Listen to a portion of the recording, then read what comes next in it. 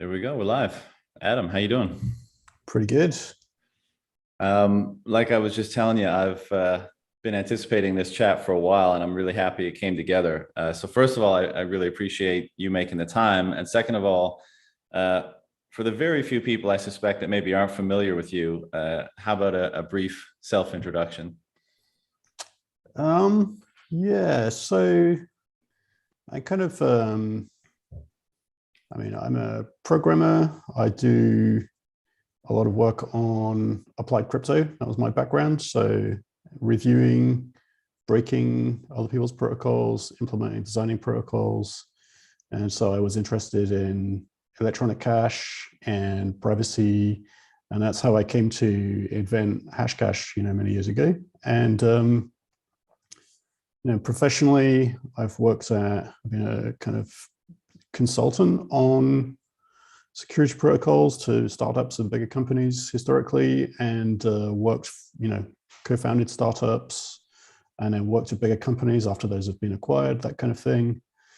And enjoyed the startup pace and wide range of things that you can do in a startup. And, my background before that was in a university, like educational background, was in computer science, a computer science degree, then a computer science PhD with distributed systems flavor. So it meant, for example, that I knew who Leslie Lamport was and what the Byzantine generals problem was before Bitcoin, where most people would have come out the other way around and heard about that, like computer science problem statement and that kind of story to motivate that in a sort of description of what it means in practice from the Bitcoin side first.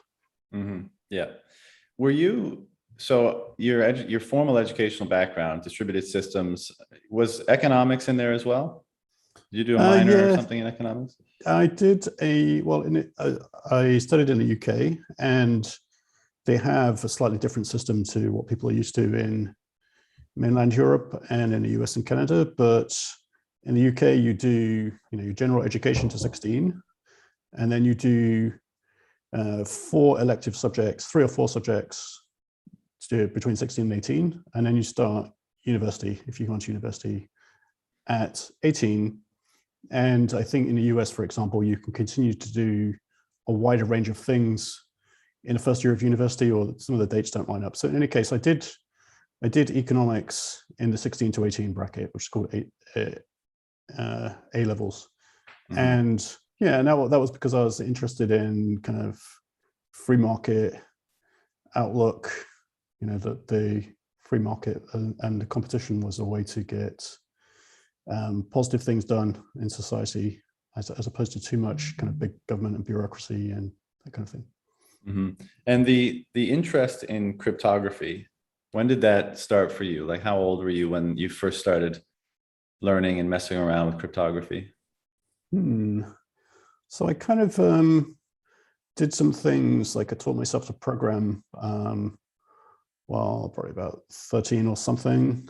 And so I did some basic programming and then some Z80 machine code and assembler. And then at the 16 to 18, the A-level college had some 8086 based computers, and I got interested in writing some kind of encryption thing. I mean, of course, it wasn't very good because people, invent their own encryption protocols and they don't know anything about the background of it. It won't be secure, but the concept seemed interesting to me, that you could make basically a program that would be encrypted, and when you run the first part of it, you put a password in, it would decrypt the rest of the program and then execute. So you could leave a piece of software on a shared system and not have people be able to look at it and see what it would do when it was run. So it's kind of, in principle, kind of nefarious piece of software design, but I was kind of interested in, I think some people have a kind of natural inclination to think adversarially, like maybe they'd be good at playing adversarial puzzles or chess or things like that. So it just occurs to them that, well, if I could do this, it would be more difficult to attack. So you're kind of playing chess with yourself and designing it. So this, and the distinction between malicious use and positive use is abstract, right? That depends what people use it for. ultimately it's a tool. So that's the first thing I did. And then at university, a friend of mine who was doing a master's degree, so this is 3 or 4 years later, when I'd started my PhD, was implementing the RSA encryption algorithm on a distributed computing cluster. And so computers were slower then, and so the RSA encryption operation was relatively slow. And there are some algorithms to break it up into sub computations and spread them out across multiple CPUs and bring it back together and try and get it to encrypt, with much lower latency.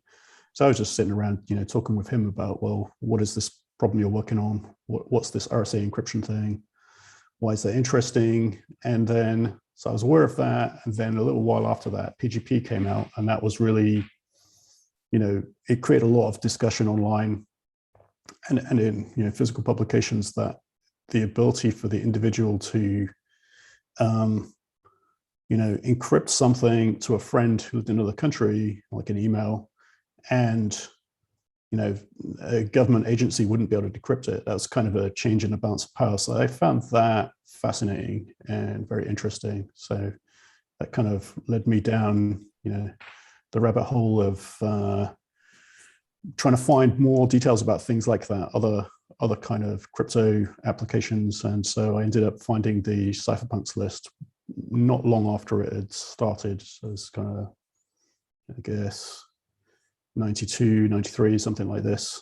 And there people were interested in, using it for privacy, using encryption for privacy, for encrypting disks, to build electronic cash protocols.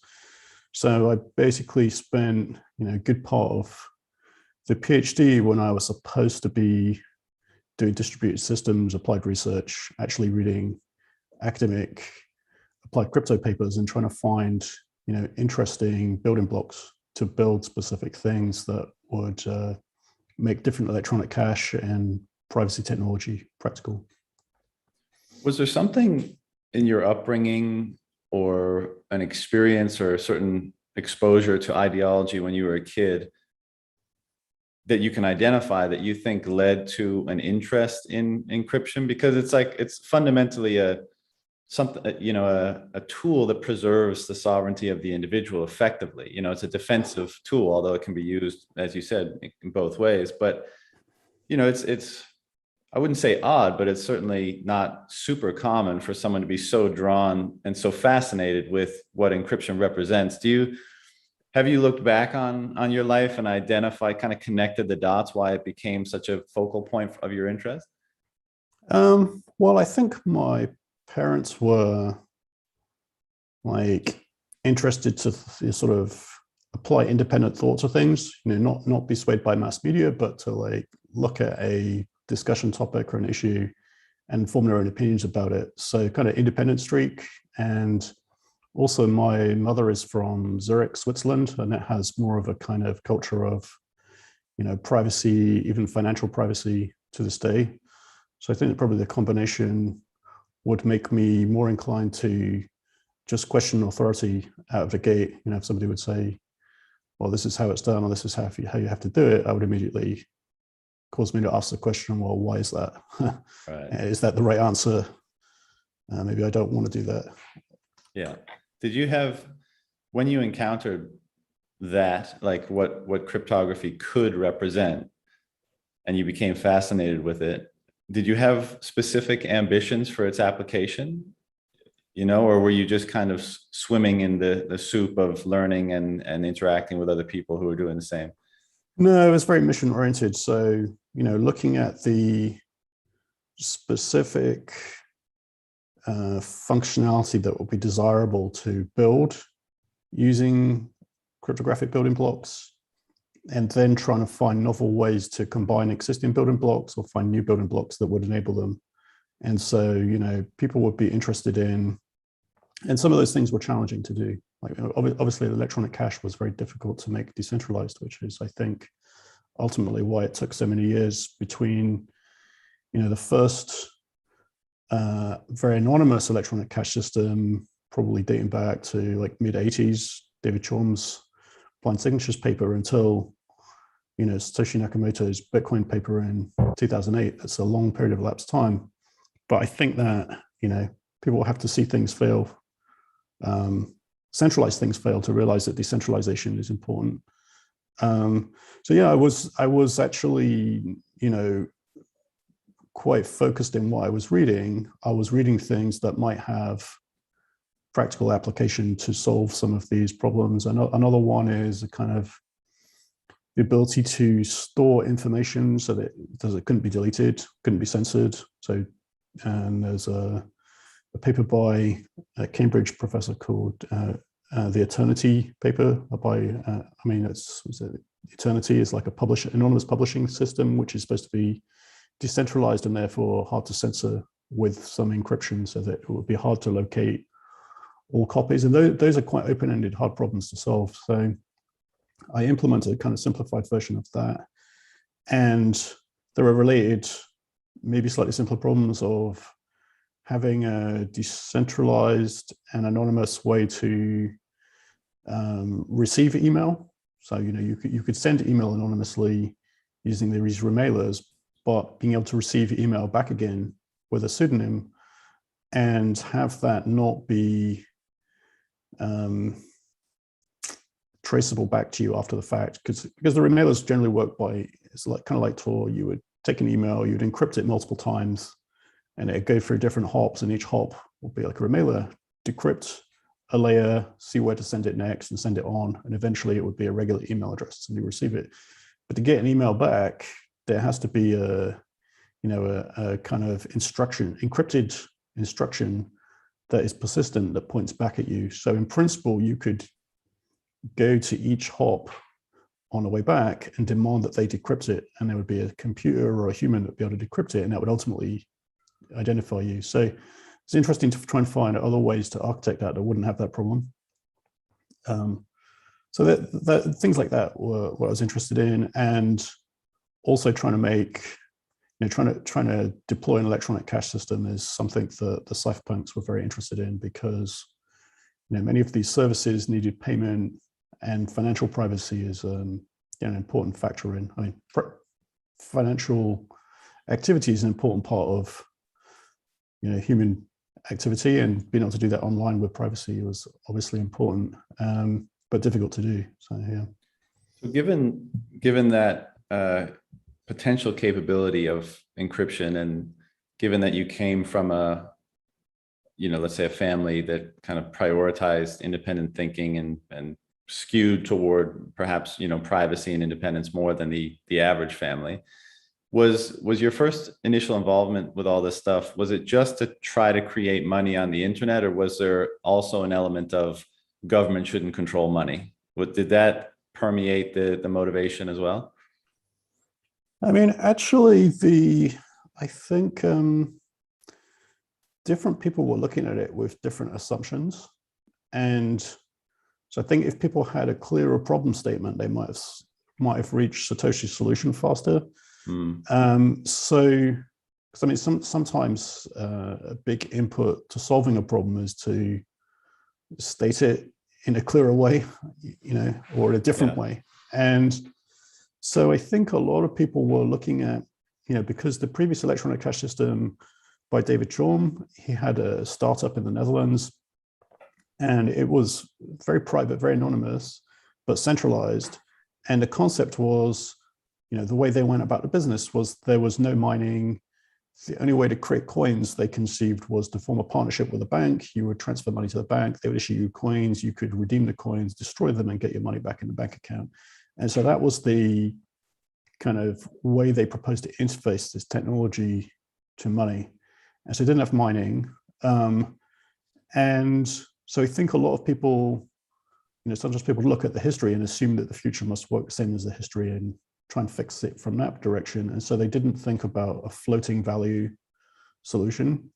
And it's much harder to make a decentralized system in that way, because how would you fix a value? Because people certainly thought about, how do we synthetically peg the value of a coin to $1 in a distributed system? Well, a distributed system doesn't know what $1 is or what its price is versus computation or anything like that, right? So that kind of assumption was a bad one, I think. So it took people a while to get over, to work around that. I think other people, even already then, had an outlook that they wanted to see currency reform. So they were kind of, gold bugs philosophically, and actually wanted to reform government or were concerned about inflation and government control of money supply and things like that. So I think Nick Szabo was more in that school of thought.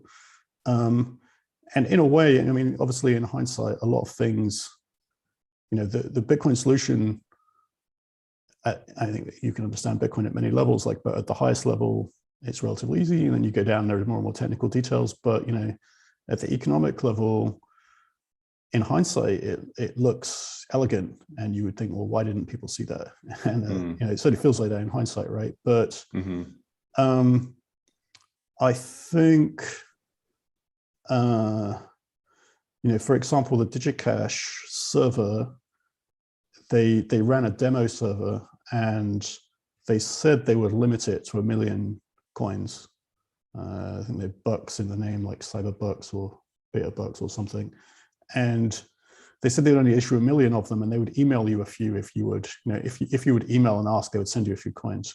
So some of the cypherpunks decided to try and run an experiment, and let's just try it. We can probably bootstrap some value if it's really actually scarce. And so because it had bucks in the name, people just treated it as $1, had no redeemability, but they figured they could float a value. And that experiment might have worked and gone somewhere, but the company went bankrupt in the middle of it. And so the double spend database disappeared because it was centralized. So you couldn't tell anymore if a coin was spent or not. So you could see from that it should have, you could make a connection from that being people participating in and trying to float a value to that. Why not try and float a value?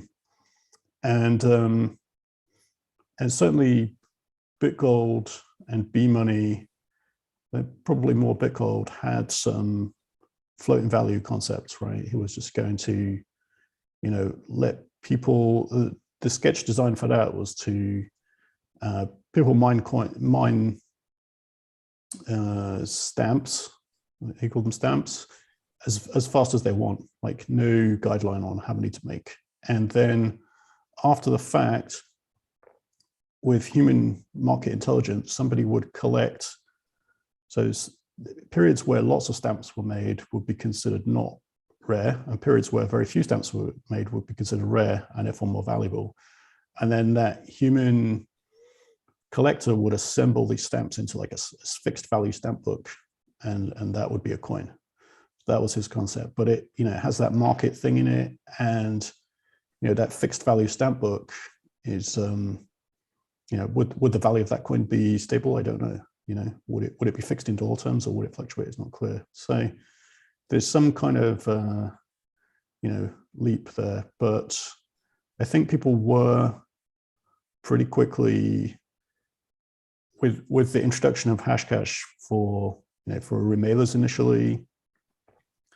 It did immediately occur to many people that in online discussion that it was a bit like digital gold, but they couldn't quite figure out how to make that into respendable money and adjust for, they're kind of like the difficulty adjustment problem. They didn't know how to solve it. We'll jump around on the timeline quite a bit here in this discussion. So, but it is interesting to consider that, the first people that were trying to tackle this problem, as a default assumption, they were like, well, if we're trying to reinvent money, it's got to have some value, right? Otherwise it's not money. So it's funny that default assumption, obviously permeated their work or was instrumental in their work. But then of course, when Bitcoin emerged, it took maybe not the opposite, but a different approach when saying, these are the attributes of this system, pure market valuation. And this, people still get hung up on this, right? Because Bitcoin isn't backed by anything, or if you ascribe to the regression theorem or something like that, you're like, well, what's there? What's behind it? And it's so interesting that, the innovation was just allowed to exist with a certain set of attributes. And then over time, well, continually it's finding its market value, right? Even, 12, 13 years later, that's what's happening. And we'll probably, be doing that in an extreme way for the next 10 years plus. But it's funny that just that simple, like, mental, not hang up, but like mental shift is what allowed, or is what maybe prohibited some from, making something like Bitcoin earlier, and was such a unique aspect of Bitcoin's launch when it did come about.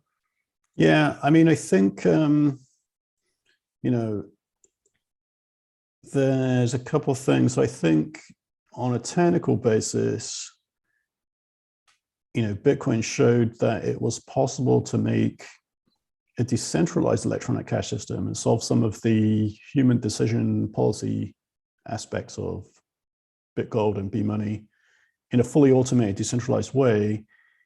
If you just fix the supply curve and you let the market value the coins as it wishes. And it turns out that you can do, because you can measure the supply and you can't measure the external price. And then the market does the rest. So that is one thing. I think another thing is, apart from that apparent technical dependency, if it had been possible to build an electronic cash system with a US dollar or euro stable value, it might not have been adopted as quickly, because it would have, the utility and the privacy and the permissionlessness, but it wouldn't have had an economic incentive to invest in it. And I think that, Bitcoin has a lot of interesting properties, and people get involved for different reasons. And then the idea grows on them, and they learn more about money, about, the balance of power between governments and individuals. And their reasons to get introduced to it could be, somebody shows them how to buy a cup of coffee with, a lightning payment, or they think about it as an investment opportunity without understanding very much yet. And so some of that would be missing. And I think also the mining aspect. Now, of course, people were thinking about mining already in these earlier protocols. They were trying to figure out how to make a stable US dollar stable price with mining. But I think that, in either case, that mining a coin that has a potential to increase in value was probably, is a fairly important part of what makes Bitcoin work, and maybe work at an economic level, right? It has this whole class of economic actors, of miners, many of who are Bitcoin holders and investors. And in the early days, like before Bitcoin really had a market price or an exchange, I got to think that the, human engagement in figuring out how to mine and collect coins and trade them around was part of what helped it to bootstrap. And if it was just, a dollar fixed thing that you somehow got into the system, being able to convert a dollar into something and out something might not have been as exciting. It'd be more like a stable coin, right? So you could say that those early attempts were trying to build a stable coin via mining. Mm-hmm. Yeah, it's so fascinating, because when you think of, Bitcoin, because of the way that its, let's say, economics were structured and the way you just kind of articulated, it's pure valuation. Like, all it is the value we ascribe to it, right? Which I think is why we're also enthusiastic about it. It is, pure value signal. It's not, it's not discretionary in any way. No one's assigning a value to it.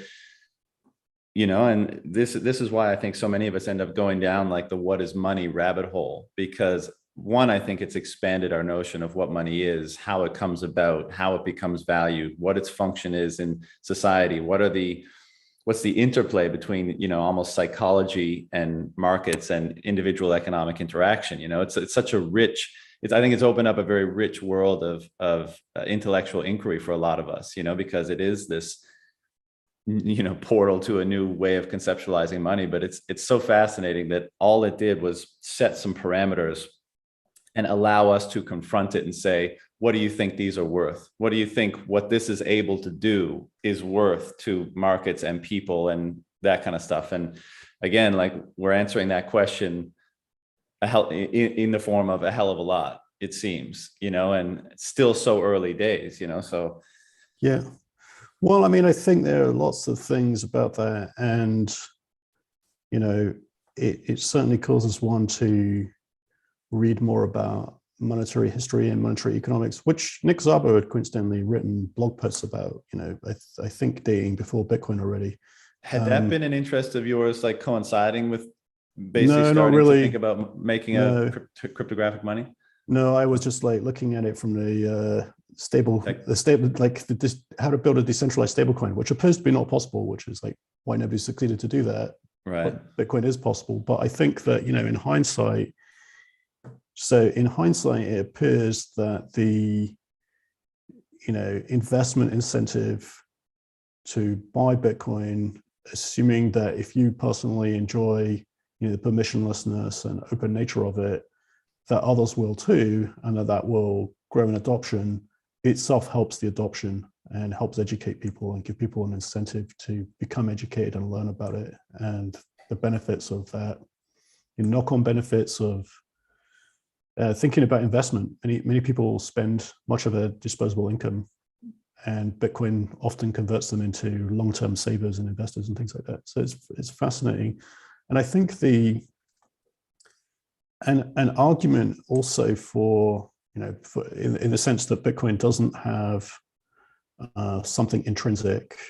So, it's not a claim on a physical gold bar or barrels of oil or something, right? So, it has a lot of similarities with gold, obviously. And a friend of mine is a kind of gold, like an anti-gold bug. And his point is, look, productive farmland, potable water, these are things of value. You can't eat gold if push comes to shove.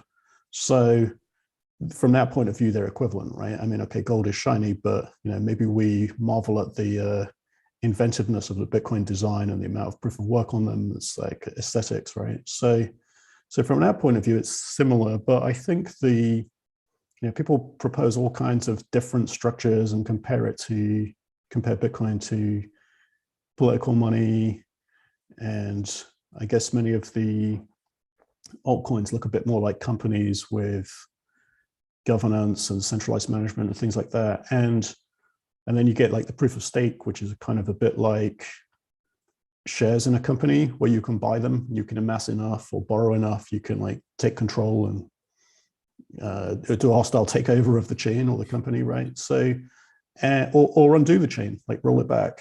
And so I think that it's, it took me a while to get this thought, but I got asked a few times about proof of stake because there are a number of altcoins that are marketing proof of stake at the moment. I think that's what makes it topical to, media interviewers in a mainstream media segment. And so I think that maybe it might be the case that a commodity money, whether it's physical or virtual, needs a physical cost, like an unavoidable like consumption of resources in order to make more of it. Because otherwise it's all a policy question, right? And we've seen that policy is malleable, and it's even in the Genesis quote, right? It should be like you've got to say that quote looks good like so many years later, but it was a product of the 2008, presumably a product of its time, right? The 2008 financial crisis, the moral hazard argument, and these politicians, including and bank governors who had gone out on a limb and written articles in like the Financial Times before the Bitcoin Genesis quote.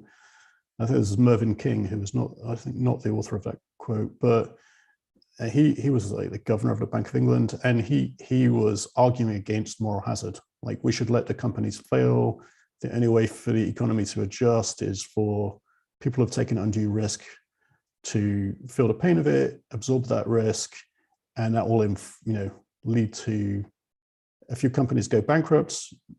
The assets are bought by new management, new investors, and then they take the they make them into efficient and well-operated companies, and that will be a good thing. Whereas you get instead this kind of social bailout thing. So, he was saying all this, and then, the pressure kept building and building, and eventually, the Bank of England folded basically and did what the politicians wanted, and printed an absolute ton of money, bailed out banks that deserved to go bankrupt. And there's the moral hazard, right? So, if you still now looking at, if we look at the Genesis quote in hindsight, it looks still like very relevant today. Well, I mean, of course, we're in another quantitative easing situation already, but it does mean that you maybe you need more than policy to make something stick. So you can't, if you're mining gold and the politicians say we really need more gold, there's not much they can do about it because gold is gold. I mean, they can, what do you call it when they adulterate the coingery, like they mix it with copper or something, right? They can do that kind of thing. Debase or clip. That's or it. anything Yeah. like that. Yeah. So I mean, they could do that, but ultimately people can tell the difference. They can test the gold, weigh it or what have you. And so you can't do it. And so that kind of decentralized, verifiable, physical prevention of debasement and a physical cost to produce more. You can't just say, well, we need more gold because there's bad financial times. Some companies made some ridiculous risks, so we got to bail them out because it'll be too painful. You can't do it like this. It just can't be done. So I think, if you look at Bitcoin, it's like basically the only thing that can stand up to that same, it stands up to the moral hazard risk, because all these guys, like Mervyn King particularly, really went out on a limb in insisting that moral hazard should be resisted. As far as I recall, because I was like reading, financial things at the time, that, they folded not very long after that because the pressure got too much for them. So that means to me that any kind of political money, which proof of stake, shares in a company, human policy making, I mean, the words don't matter at some point, right? Somebody's arm's going to get twisted, somebody's going to be pushed out. Any kind of bureaucracy can generally be co-opted. Company votes don't mean that much ultimately when it's a country level. So yeah, I think that's why Bitcoin is different and kind of, the monetary sort of a next generation monetary technology taking over from gold.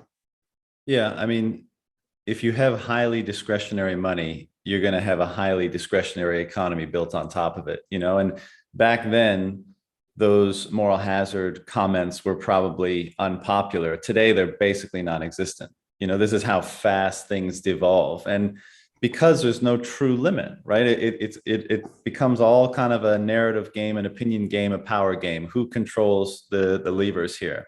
And, I think the unforgeable costliness is what the more unforgeable costliness, the more non-discretionary, the more that thing is a pure representation of the value people are ascribing to it, not the artificial manipulations by whoever has control over it, right?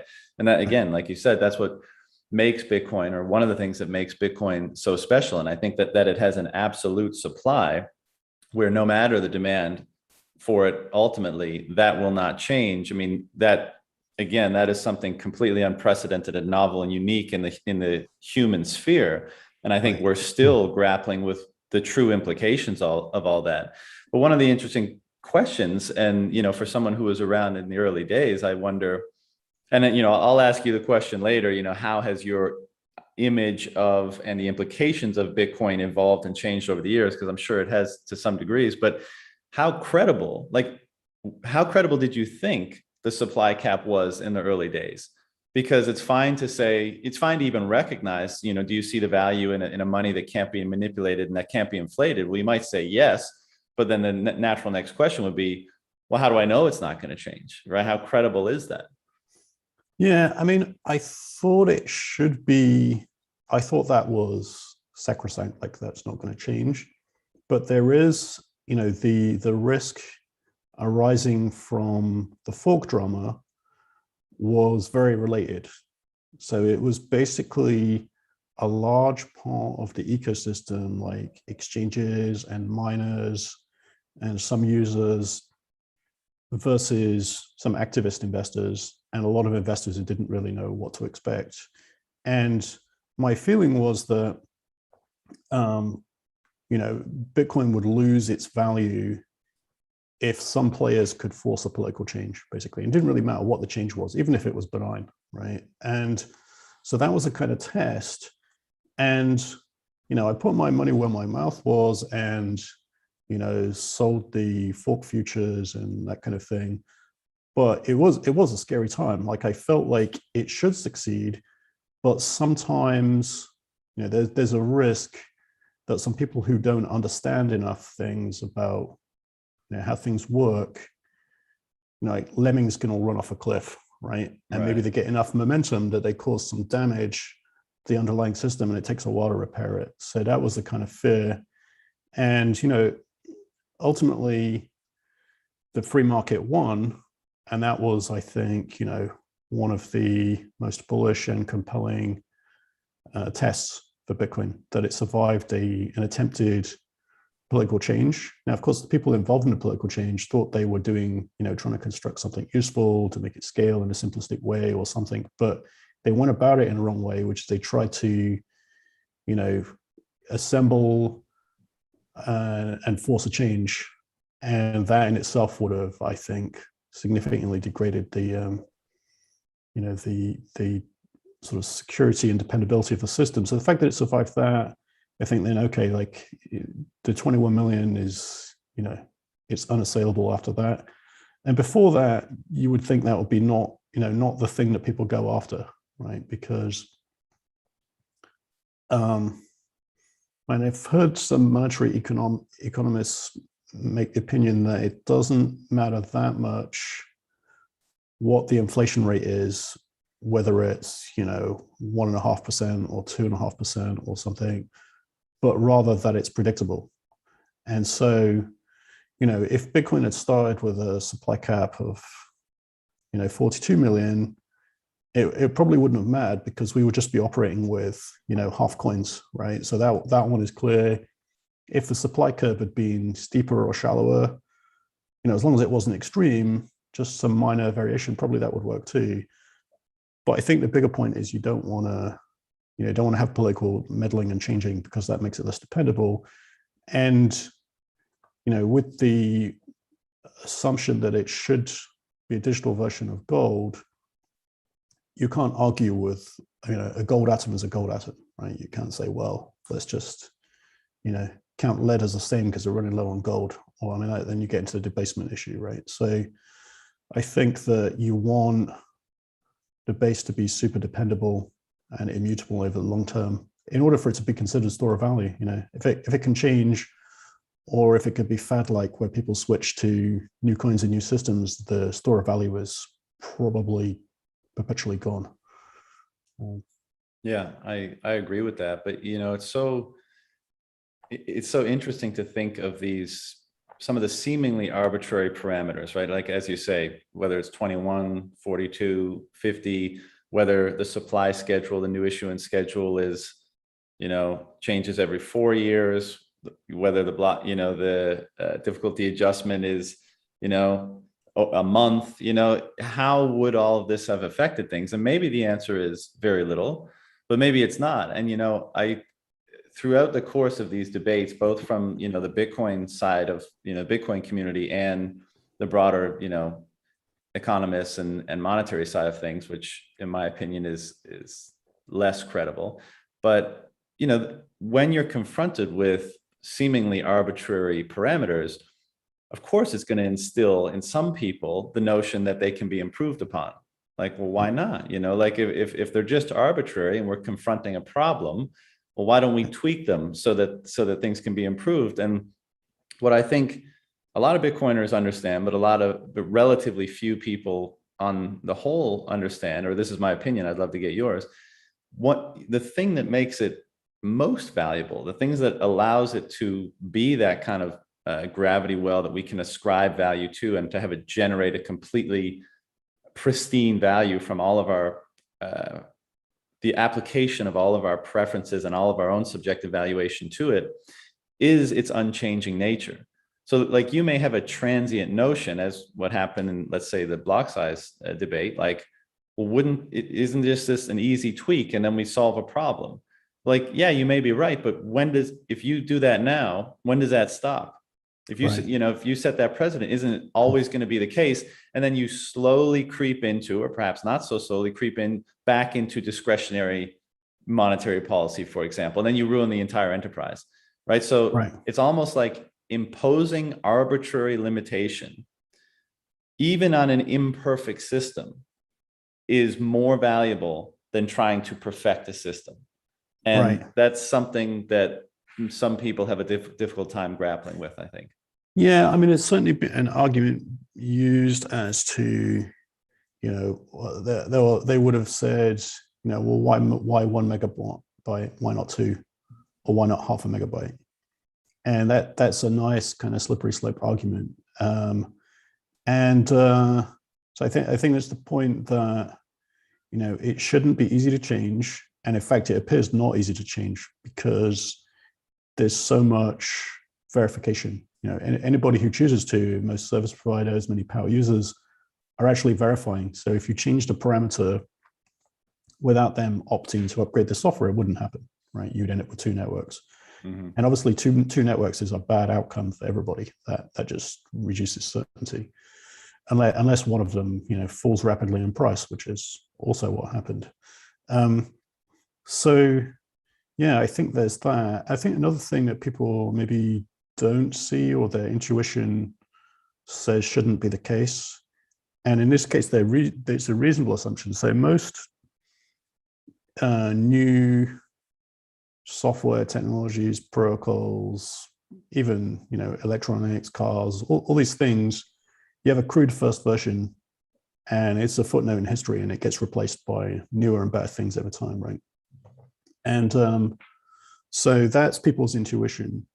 And like as a normal trend, that's a good intuition because that happens with a lot of things. But I think it doesn't apply to Bitcoin. And I also started with that assumption, and I got like deep into the sort of pulled into the Bitcoin rabbit hole pretty deep in 2013 in terms of looking at the protocol. Spent months and months trying to think about any way to improve the protocol, make it so that it would be easier for people to mine with small amounts of hash rate. You maybe need a kind of minimum today, or to make it lower latency, to make it more private, to make it more decentralized. So all kinds of interesting and potentially valuable properties from the point of view of somebody from a distributed systems background. And, I'm fairly inventive at like network and distributed system protocols and applied crypto. So I figured, well, maybe I can improve it in some way, and then I can propose the incremental improvement to developers. And if they think it's cool, maybe they will like work on it. And so, I spent about 4 months trying to improve it in any way at all. And I basically discovered that it's not really improvable. So, you could improve one aspect of it, but typically you'd make 2 or 3 other things worse. And so it's actually, I think so the experience is not just that, you're arguing that it's magically, these magic numbers are perfect, but that's not the point. But the point is that, because some of them are arbitrary numbers, like 21 versus 41 or 42 million, whatever, right? But that doesn't change the economic effect. But in terms of a network behavior or how it works, I think Bitcoin is kind of a mathematical artifact in a way, right? It's sort of almost discovered rather than invented. And I think if you think about the design space of potential distributed electronic cash systems, it's like a very narrow pocket of design surface that works, and everything else is worse. And so maybe that's why it was hard to find, like why people tried for a long time and didn't find a system that could work, and why trying to improve it doesn't really seem to work, because you just get knocked out of this kind of local optima, and there doesn't seem to be any, that seems like to be a global optima too. So I think the only, like my experience is the only really interesting potential technical improvement is, I mean, there's lots of like incremental improvements that's happened and layer twos and things like that. But in terms of the core protocol, the only thing that could really change the game, I think, is this new signature execution technology like SNARKs and things. It's a very interesting piece of computer science tech that can do some counterintuitive things. I think that could, and there needs to be more work on the scalability and security and stuff, but that might be usable to make things, not to change its semantics, but to make it more efficient or something. Yeah, I mean, so I think that's why people get perplexed, because they make a reasonable intuition, but it seems to be super unusual in systems in the world, in being in this narrow design space that only just works. Yeah, it's curious. Exactly, and I think because it's such a paradigm shift, that's why there's so much discussion and perhaps disagreement about it. But I think, and I agree that I think it's something that was discovered more so than invented, or equally, or some relationship there that perhaps we haven't experienced before. And I kind of think about Bitcoin like a physical law, right? You might say, well, wouldn't it be great if gravity was a little bit less and we could jump higher and our bodies wouldn't degenerate as quickly and that kind of thing. But the thing is we conform and optimize for the absolute parameters. If we were capable of always changing those physical laws, I think it would be mayhem, and we'd probably completely lose the ability to exist, because it would be too too chaotic. It would change too much for us to establish, permanence and build things around that permanence. And I think of Bitcoin in a similar way. I mean, and of course, there's an interesting discussion about kind of human beings, almost godlike power to have been participatory in the discovery of a law that around which we coalesce and which forms us ultimately. I mean, that may in itself be an extremely unique aspect of all this. But the punchline for me is, keep it as an absolute impermanent thing on the base level, and we will naturally coalesce around that. We will use it as a limit of some kind, or we'll conform to those parameters. And if we can do that, I think we get the maximum benefit out of it. Like, if we can be humble enough to approach it in that way. But if we don't, if we kind of maybe have the arrogance to say like every little thing can change based on our ultimately transient and likely imperfect understanding of things, then that's kind of the hubris that destroys things, right? And that's why I think, humility is such an important aspect of preserving this discovery that we've made. Yeah, definitely. I mean, I think there are maybe some other analogies, like in nature, like, basically all of life on Earth is using the same DNA building blocks, right? Right. And in computer networking, basically everything's built around TCP/IP, and that's been around for a really long time at this point. And people are not standing up TCP/IP green or TCP/IP version 34 and it's better in some minor way. If they are going to do something, they're going to build on top of it or make a protocol optimized for something that uses the same, like the lower level, the IP level.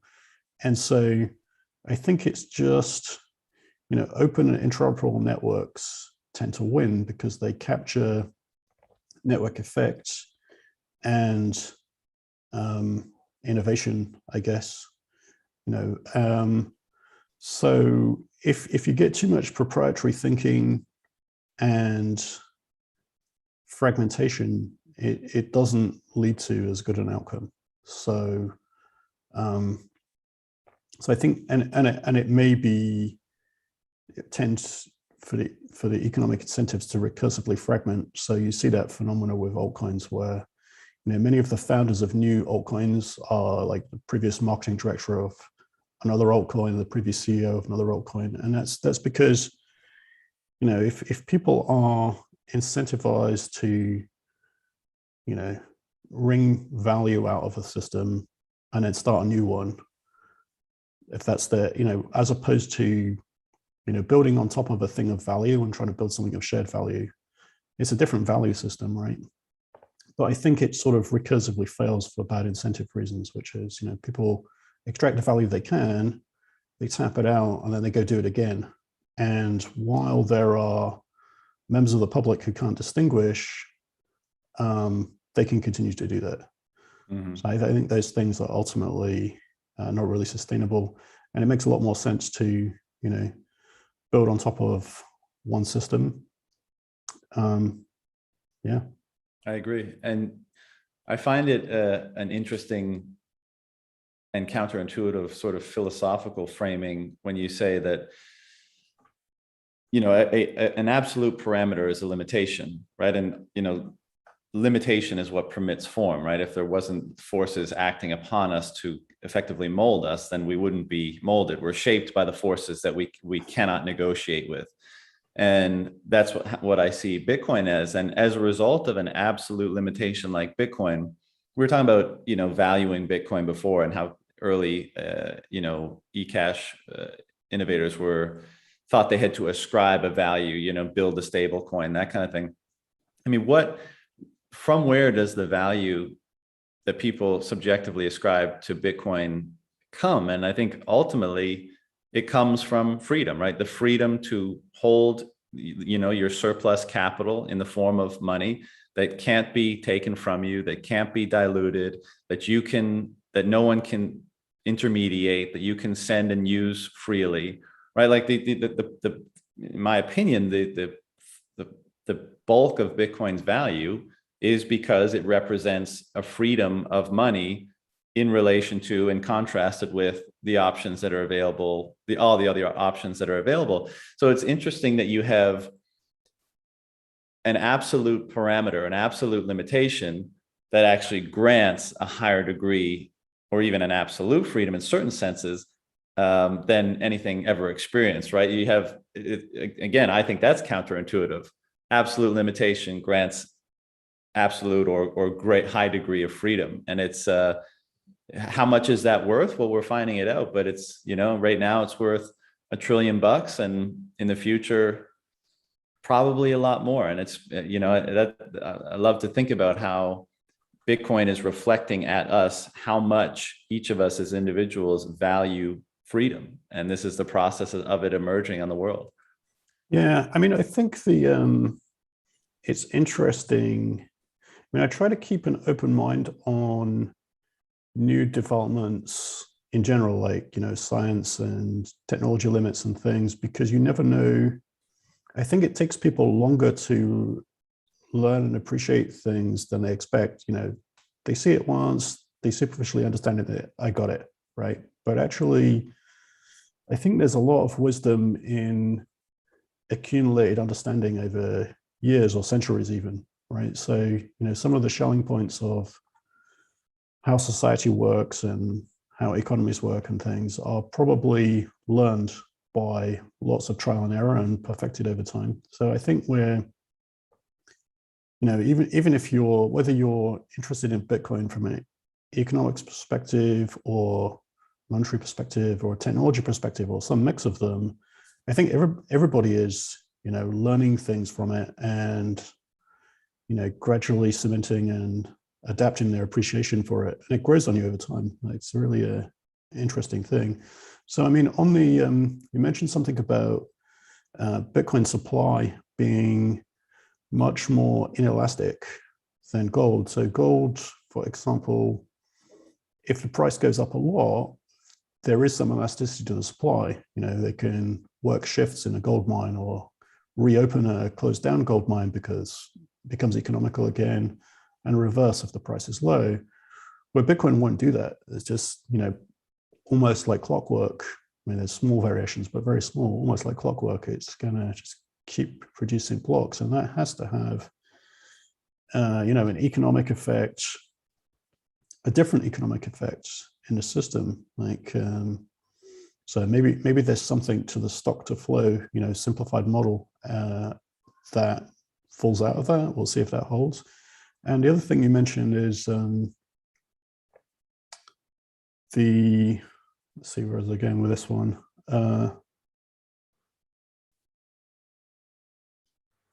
Oh yeah, so different forms of money. I mean, Bitcoin is a new form of monetary technology, and monetary technology has evolved over centuries and millennia. And so I think it's just a new, better monetary technology. But I think there's a theory that um, a money that has an intrinsic value, like an industrial use, ends up being an inferior money because its industrial use will compete with its monetary use. Like Right. if it's monetary, if it's industrial use, let's say it was copper or something, if that was scarcer, and gold is used in electronics too as a good conductor. So, if it's electronics use is in high demand, that places stress on the monetary use and vice versa. So I think in that way of thinking, Bitcoin is a superior commodity monetary tech because there is no industrial use which could, reduce the quality of it as a commodity money. Plus, then it has this more rigid and predictable supply curve, and I think generally predictability is good for monetary things. So I think those are interesting things to look at as well. Yeah, I totally agree with that. What do you think, we're talking about the unchanging nature, the absolute, limitations that Bitcoin represents and how they are positives. What's your impression about what went down with SegWit and the block size and what that represented in terms of change to the core protocol?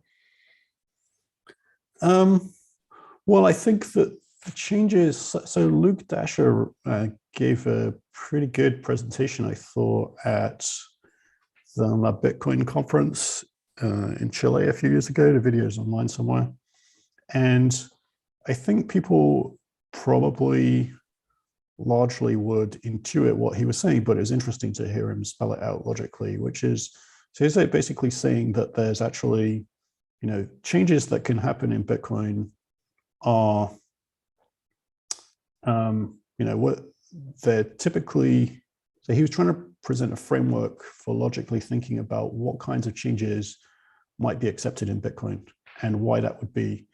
And so he was sort of placing value judgments around, well, you can't deprive other people of money. So a change should not result in freezing or adversely affecting an existing Bitcoin holder. And, obviously it shouldn't change like the 21 million cap and, things like this. And so I think people look at the rate of change of Bitcoin and see, new versions with new opcodes and features, and they think, oh, look, it can change, it's no problem. But actually, if you look at the actual nature of those opcodes, they are all soft forks and they are opt-in by design. And that's for a reason, right? Which is then it's not going to affect you if you don't use it. And of course, there's also a lot of security testing because reducing the security of the network would be a very bad outcome. So that would be an unethical thing to do, like to rush a change that could affect other people's security, let's say. And so the individual changes being opt-in is interesting. So it's basically saying that, if you look at the gold analogy, nobody is looking to change the number of atoms in the number of electrons in a gold atom or neutrons or something, right? So they're not trying to like swap it out for something else, but they are, maybe optimizing the gold melting process or something. They're doing something which is, just making it slightly more efficient to use or enabling some new use cases or, enabling a bit more programmability without, never removing a functionality or capability. So that means it can be sort of immutable in that, everything you relied on before remains the case.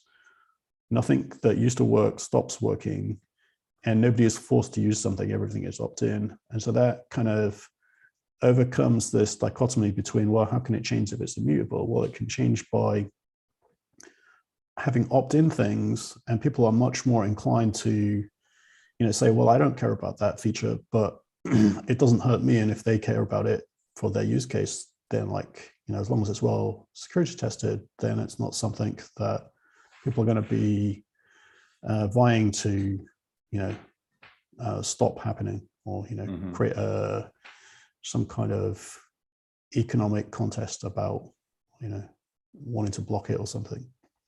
So do you think? Yeah, go ahead. Sorry, go ahead. I was just going to say, do you think? So basically, you're saying make sure everything's backwards compatible, right? But do you think there are limits to even approaching things in that way? And I mean, you bring up Luke, and it just triggers my memory. I know other people have commented on this as well, but let's say a current thing, right, with not many fees being generated, empty, that kind of thing, not a lot of block space availability. And the thinking goes, well, let's just shrink the block space. It'll increase the fees, and the security model will be sound into the future.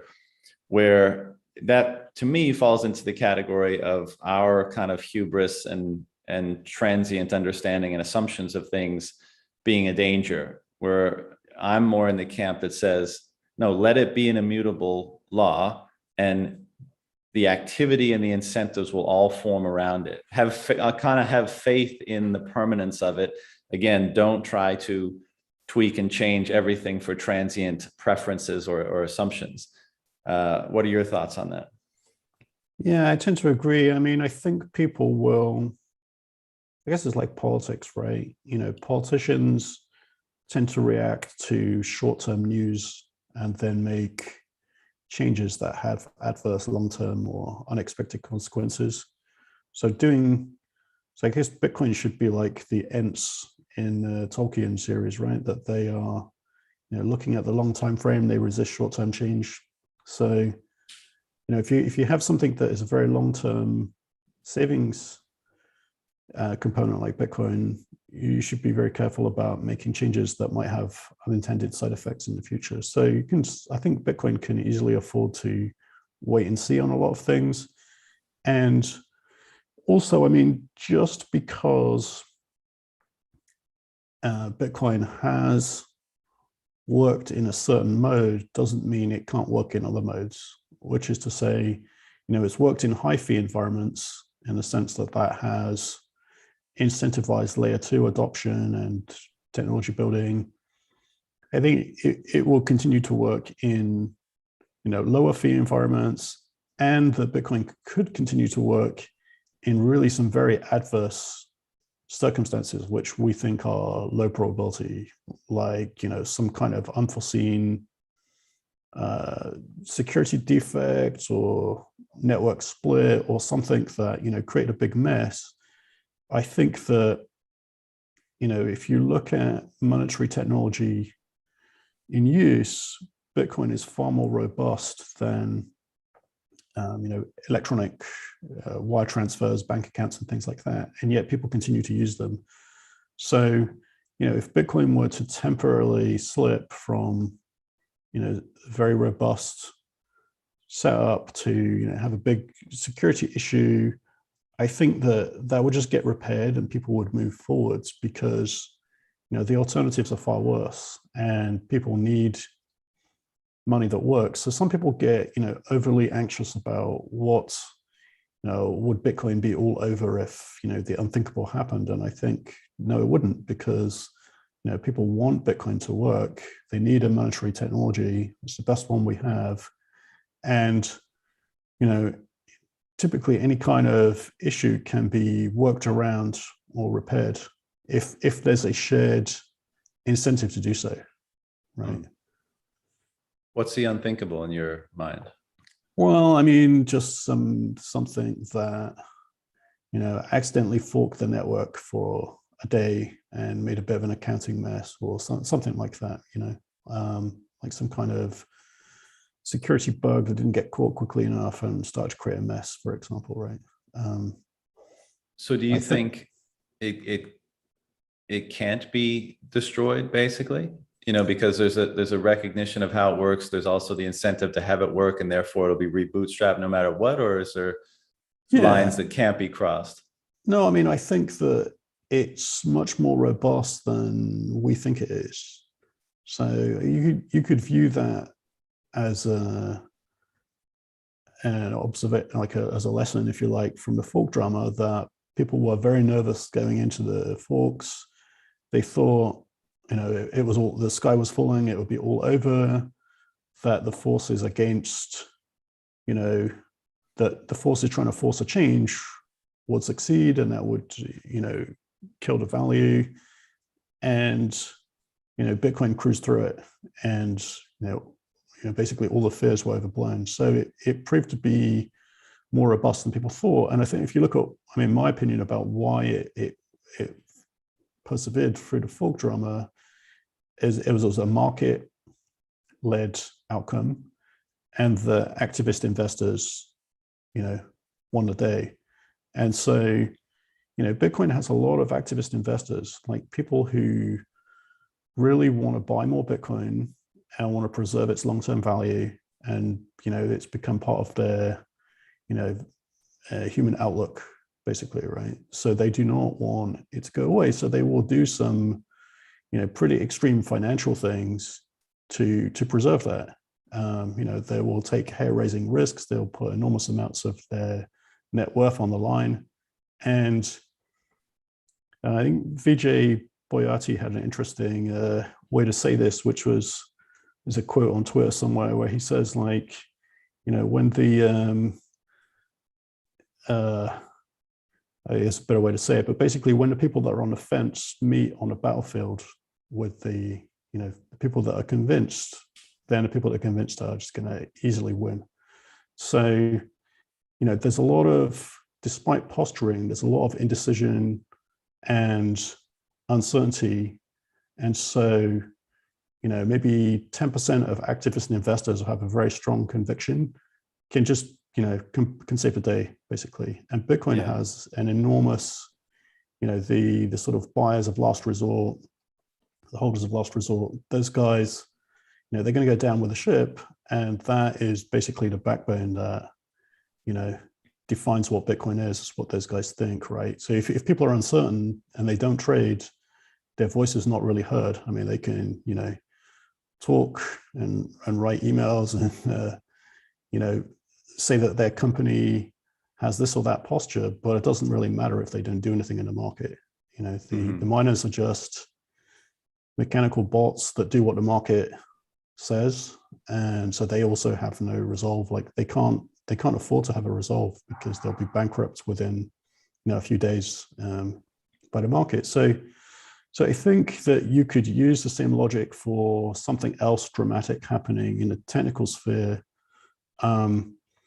which is, the incentive for Bitcoin to continue to function is strong enough that it will, the market will find a way. That's a kind of saying that people use, but in a positive way in this sense, which is they want the Bitcoin that exists today to exist in the future. So if some obstacle arises that gets in the way of that, they'll be willing to spend collectively tens or hundreds of billions of dollars to make that the case. And so that, that kind of, if they collectively decide that there's a solution and they put their economic weight behind it, then that will be the solution. So I think it's like very much more robust than people think. What if there's a bug in this, or what if this crashed everywhere, or what if a government took over this, or what if a government banned that? Like, none of that matters really. It's just it matters, but it won't stop the system or stop people valuing using Bitcoin, I think. What I find interesting about that, and I agree, but I think the conviction that's inspired in those burn the boats people, of which I assume we're both one, I think a big part of that conviction, a big part of the source of that kind of inspiration to have that attitude is the absoluteness and the immutability and the unchangingness of the thing that they're defending or on the side of. I think that's why you get such rampant conviction through a psychological process that I'm sure probably hasn't been well articulated to point. But I think that's part of the reason why. So maybe just to put a pin on this part of the chat, but would it be fair to say that generally speaking, you think that ossification is a is the right way to approach this thing? Well, I mean, yeah, I mean, there's a quote by Satoshi somewhere on the Bitcoin Talk forums or somewhere like that, which is, I mean, it's just a post, right, on a forum saying that he had rushed the implementation of some of the smart contracting features, like the opcodes, the scripting system. I guess it's like a subsystem, and the system could exist without it. It could just have, you know, signatures for transfer. So he'd rushed the scripting system so that Bitcoin could be, I don't think he used ossified, but, you know, could be unchanging and could be extended using that scripting system. Now, that's pretty interesting, I think, that he would have seen that it would be hard to see the system, hard to modify the system going forward, and it'd be desirable to, you know, have a finished system that doesn't modify already at the beginning. Because, like, I think for most of us, it took us a while to, like, you know, firm up our opinions about how that works and why that works that way. But, you know, of course, in practice, those opcodes were not that expressive, and some of them were disabled in the earlier period due to some bugs in, like, you know, very early days as a kind of security workaround. But I think there is an interest to, you know, the more technically and socially resolved people are that the system should be immutable, the better. And I think some things are learned, even economic things. So I think, you know, the attempt at forks is probably learned. So if that would happen again, some of the people that were on the fence or who traded but timidly would have learned their lesson, right? I mean, they would have drawn a lesson from that, and they would not be on the fence. They would be trading against it, or they would not have gone in timidly. They would have gone in hard. And so that, you know, that market lesson has now made the system economically more robust for the activist investors, that they're just going to jump on that and, you know, economically attack or vote against the outcome. So that kind of thing is learned, I guess. And then I think there is prospect for, you know, there's another prospect for more permanent ossification, which is a new script system. So there's a 2012, I think, IRC discussion by Russell O'Connor, who was had implemented one of the Bitcoin implementations in Haskell, which is a kind of logic related language, and he'd uncovered a number of kind of edge cases and bugs because he'd implemented something that tried to be compatible. So he proposed what he called MAST. So a lot of people have heard of MAST, but he actually had in mind a version 2 script system, like a next generation script system for Bitcoin. So we recruited him at Blockstream, you know, a few years later. And so we've been working on, I had a team working on this next generation script system for Bitcoin and Liquid. I mean, Liquid is, you know, it's a Bitcoin extended thing. So it inherits, you know, most of the script properties and things like that.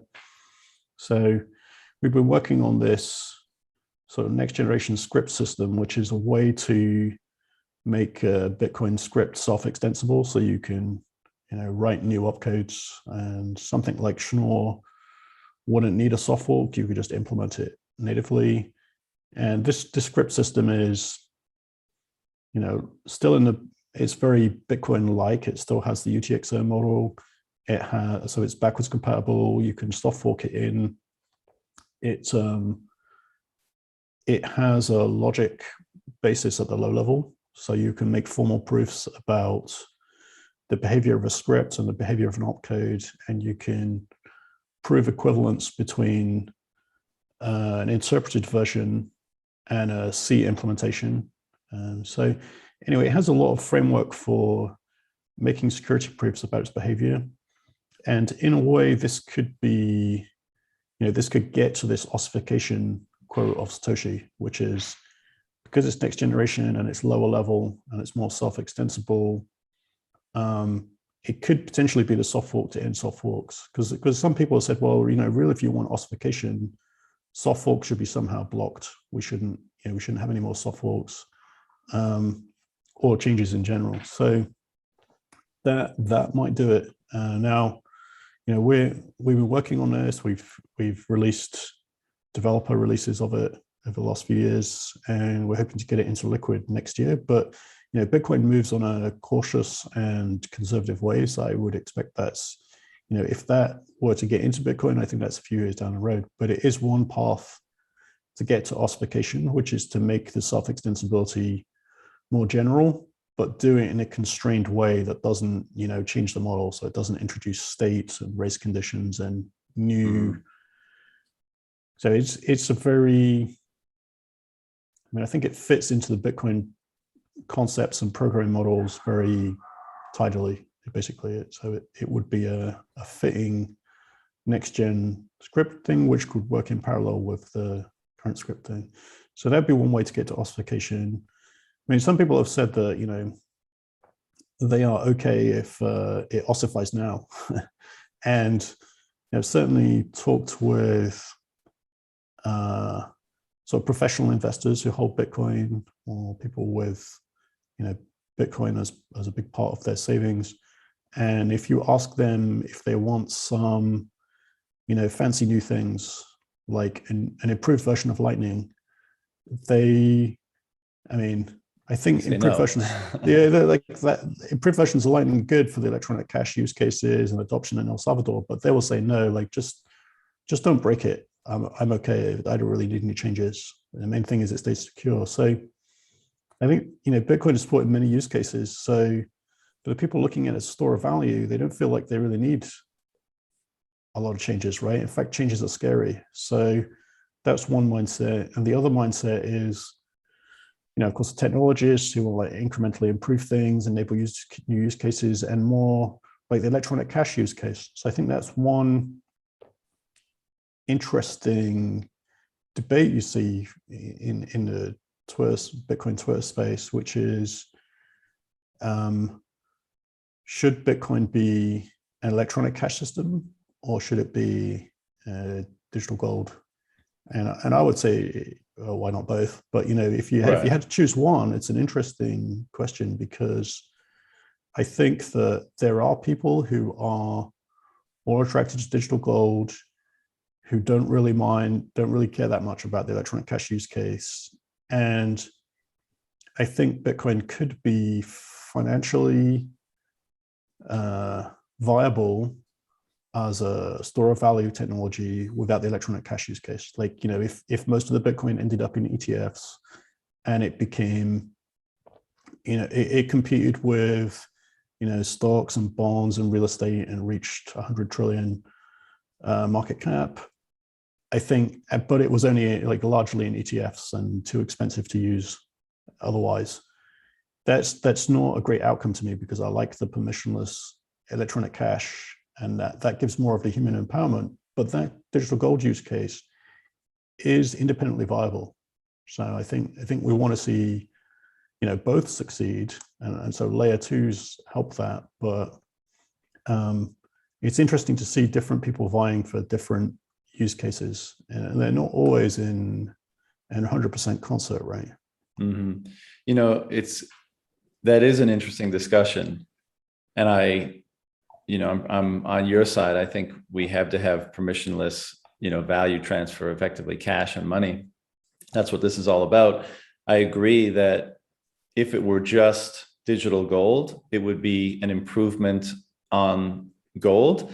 But it's also, kind of funny to realize that you would, if that were the case, you'd reintroduce the problems of gold too, right? So for example, gold's value to weight ratio was such that for smaller denominations, for smaller payments, it wasn't suitable, right? So something like silver had to come in, or you had to centralize gold and issue receipts for gold to make it more transactable.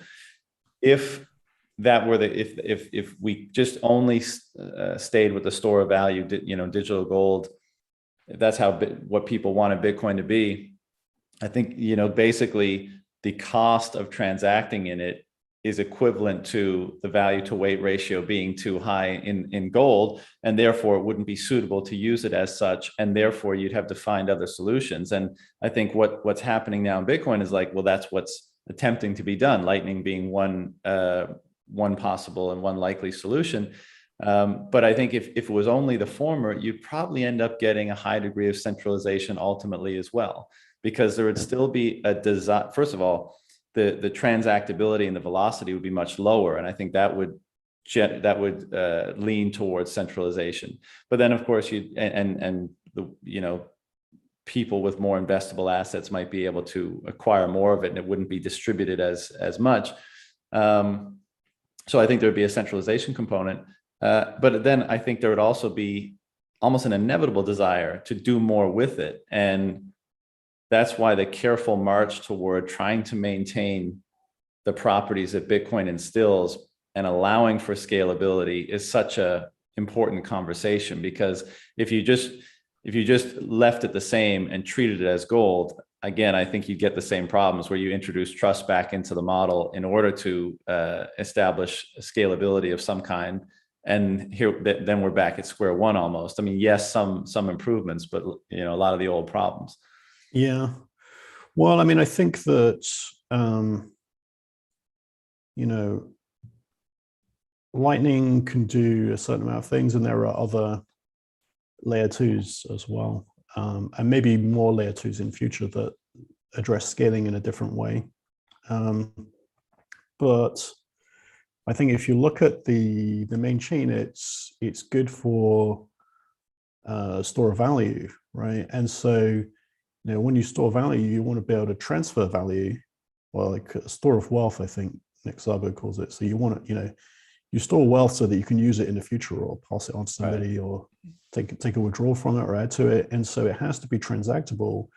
And the censorship resistant store of wealth is the differentiator in a lot of ways, right? So yes, a new digital gold that is only in ETFs is financially viable, but it does lose some value and utility, like quite a lot, a differentiated utility, if it's not like on-chain transactable by people that want to do that. And unfortunately, blockchains are hard to scale, and there's a lot of wealth disparities. So what is a viable transaction fee to one person is not a viable transaction fee to somebody else. And exactly. Ultimately, we would like, as kind of Bitcoin enthusiasts that would like to see as many people as can, as find this interesting, be able to use this technology to empower themselves and protect their savings, be able to transact without permission. It's a very positive thing for society. So you'd want as many people as can to avail themselves of that, but technology doesn't really easily provide for it right now. So I think, you'd have, I don't know what a transaction fee would need to be, but I think, if it gets too high, I mean, some people have made statements like, well, Bitcoin will trend in the long term to be like central bank clearing, where, the minimum transaction size is millions of dollars and a transaction fee of $1,000 doesn't matter, it's noise. And like, I would view that as a failure, really, because, big entities like that don't really need permissionlessness typically, or, they have other ways to, I think, the world is, has a lot more solutions available for wealthy people, right? So, there's international banking, asset protection, even inside countries if you employ accounting and legal professionals. And so people with, $1 million of liquid assets, like qualified investors, they can already protect themselves, right? And so what Bitcoin does in a way is provide that, reduce the barrier to entry to that kind of thing, right? So it's, Obama had it, right? The Swiss bank account in your pocket. So, you really want the barrier to adoption to that to not be, that much more than the cost of the mobile phone or something, right? You want to be able to transact, $100 or $1,000. Now, I mean, of course, it doesn't mean you have to transact on chain with, $1 of value, because there's also fiat currency in other, and a custody solution even would be good enough for a very low value, because if most low value transactions are not targeted for censorship or seizure, and if they are, it's not your wealth, it's some money that you might spend this week, right? So it's annoying, it's inconvenient, but it's not going to freeze your entire wealth or a large part of it. So I think that it's not clear what that threshold is, because there's wealth disparity. But I think if a transaction fees got high enough to like prevent use, that I would probably argue to consider some trade-offs, right? I mean, at that point, to become a slight big blocker or something. But that is what Lightning is, right? That was well, yeah, the trade-off. No, definitely. I mean, Lightning can solve a lot of problems in the sense that it moves the retail and micropayments out of the main chain, and effectively is a huge block, right? I mean, if you consider in the abstract sense the block, the set of transactions in this 10 minutes, then Lightning is a potentially gigabyte or terabyte block, depending on adoption, right? And it's a scalable system in that the number of transactions per second increases as you add more nodes and links, like more channels. So that's great, but I think there may be use cases that are better served by on-chain use, like long-term storing of savings, for example, right? It's harder to do that in Lightning channel, because the Lightning channel is somewhat online. I guess you could like take the keys offline, but then you need the other party to stay around, and like there could be turnover. So in terms of the ability to write some seed words down and store them somewhere safe for 5 years, that kind of technology, I think Lightning is not suited to, and the main chain is, or maybe store them for a year, for longer periods of time, higher value. So I think in an ideal world, it would be nice if technology provided a solution for that, and maybe it will, right? Because there's a lot of innovation. The signature of execution, the SNARK technology can do some pretty amazing things. So maybe we end up with the opposite problem in 5 years, where the blocks, where there's the fees are zero because the scalability is infinite, and it'll be a different problem, right? Exactly. Even on chain, right? So I wouldn't. That's why we have to be so careful about assuming what the risks are and determining changes around that, right? Right. Yeah. I mean, I think some people get too looking at the long term without considering that, worrying about the long term. Like, well, will Bitcoin be stable and securable when there's no or less subsidy? But I mean, the price has more than doubled every 4 years, and probably will for a few more decades at least, right? So I think that's not an immediate concern. And also, to worry about that assumes there's no technical innovation between now and then. And I think there are some pretty, so while the fundamentals, as I was describing, don't seem to be that much amenable to major improvement. As I say, I think the SNARK technology could make a generational shift to it, and that could actually flip the problem on its head. So maybe we're worrying about the wrong thing. Sort of, well, no, I mean, it's the same thing, but like it could result in no fees or low fees, and lots of on-chain scalability where people are worried about on-chain scalability. So I wouldn't, I think we can so far just work with what technology provides and trying to push technology as far as we can. This is the best we can do, right? But it does make for some interesting trade-offs. And you could make the argument that if fees are too high for some use cases, it tends to push them into other systems, right? And So that could be a positive thing, like it pushes people to adopt Lightning. And I think, that did happen, I think, at some periods where Bitcoin fees were high and then Lightning adoption spiked. It went through a rapid adoption phase. And the fees dropped. A lot of fees are trading related.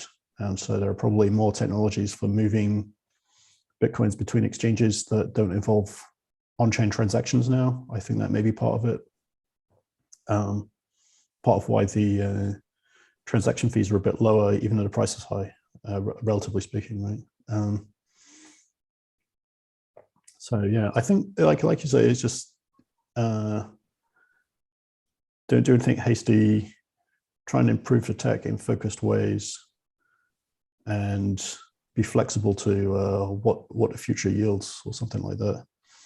Yeah, I think I agree, and I think being humble about the veracity or validity of your own assumptions is also very important, because who knows, like we were talking about earlier, whether this could be bootstrapped kind of no matter what comes at it or what mistakes are made, which may be the case, but it also may not be. It may be the case that we get one crack at this and we just don't realize how we would undo or kind of fail at that crack. So, being extremely careful, methodical, and humble with how we approach it, I think is probably, a safe way to go. Well, I do agree with the one crack at it argument, which is, was why I was not keen on altcoins. Like, as soon as I got more actively involved in, was contacted by people creating altcoins, trying to recruit you to join that altcoin, and it didn't take me more than 15 seconds to think, well, wait a minute, this is not a good direction. And like one of the arguments is what you said, which is that if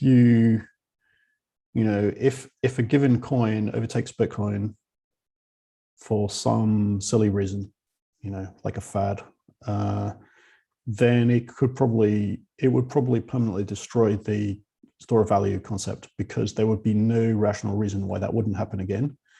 In which case, it's not a store of value; it's more like a string of speculations, right? And that's a very difficult thing to you have to actively manage that. It's very risky, and that's the experience in the altcoin space, right? There's a long tail of altcoins that kind of sink from relevance and lose value. So I think you don't want it to happen, and I think that is. I don't think it's a very realistic threat, because I think a lot of people have, through various arguments, various internal thinking and discussion, have arrived at, it's more productive to have one store of value, and that there's something different about Bitcoin compared to other coins, that there's a lot of inertia that would retain that now. But I think that that was a conceptual rationale for not even contemplating it, that it would be, Bitcoin is such a valuable thing for society that putting it in jeopardy to make some speculative money, apart from the ethics of spinning up coins and taking pre-mined money from naive investors, which I also don't like. But I mean, people fall down different places on that. But I think the fact that it could put into jeopardy Bitcoin itself as a societal concept, like destroy that, is like, that's such a bad outcome that I think it's worth putting a lot of effort into avoiding that outcome. Yeah. And I think the same attitude that would take the traditional, let's say, tech approach of like, yes, change, optimize, blah, blah, move fast and break things sort of thing, even though I know that's not generally applied to Bitcoin, but there's an element of that mentality. A lot of people because we were talking about how Bitcoin is kind of pristinely valued through pure subjective assessment of its attributes and what it permits. And, when new people come into the space, or even people that have been around a long time, they're subjectively valuing the options that are available to them. And perhaps they look at one system and say, hey, those transactions are faster, they're cheaper. Like, why isn't that more valuable for my needs? And like, I think people that understand Bitcoin, and in particular how Bitcoin emerged and its kind of order of events and its path dependency, kind of understand why it's created certain moats or network effects as a result of that. But you can appreciate or empathize with the mentality that is perhaps focusing too much on certain attributes when they're making their own valuations. And at the end of the day, I mean, all value being subjective kind of means that all value is just narrative ultimately.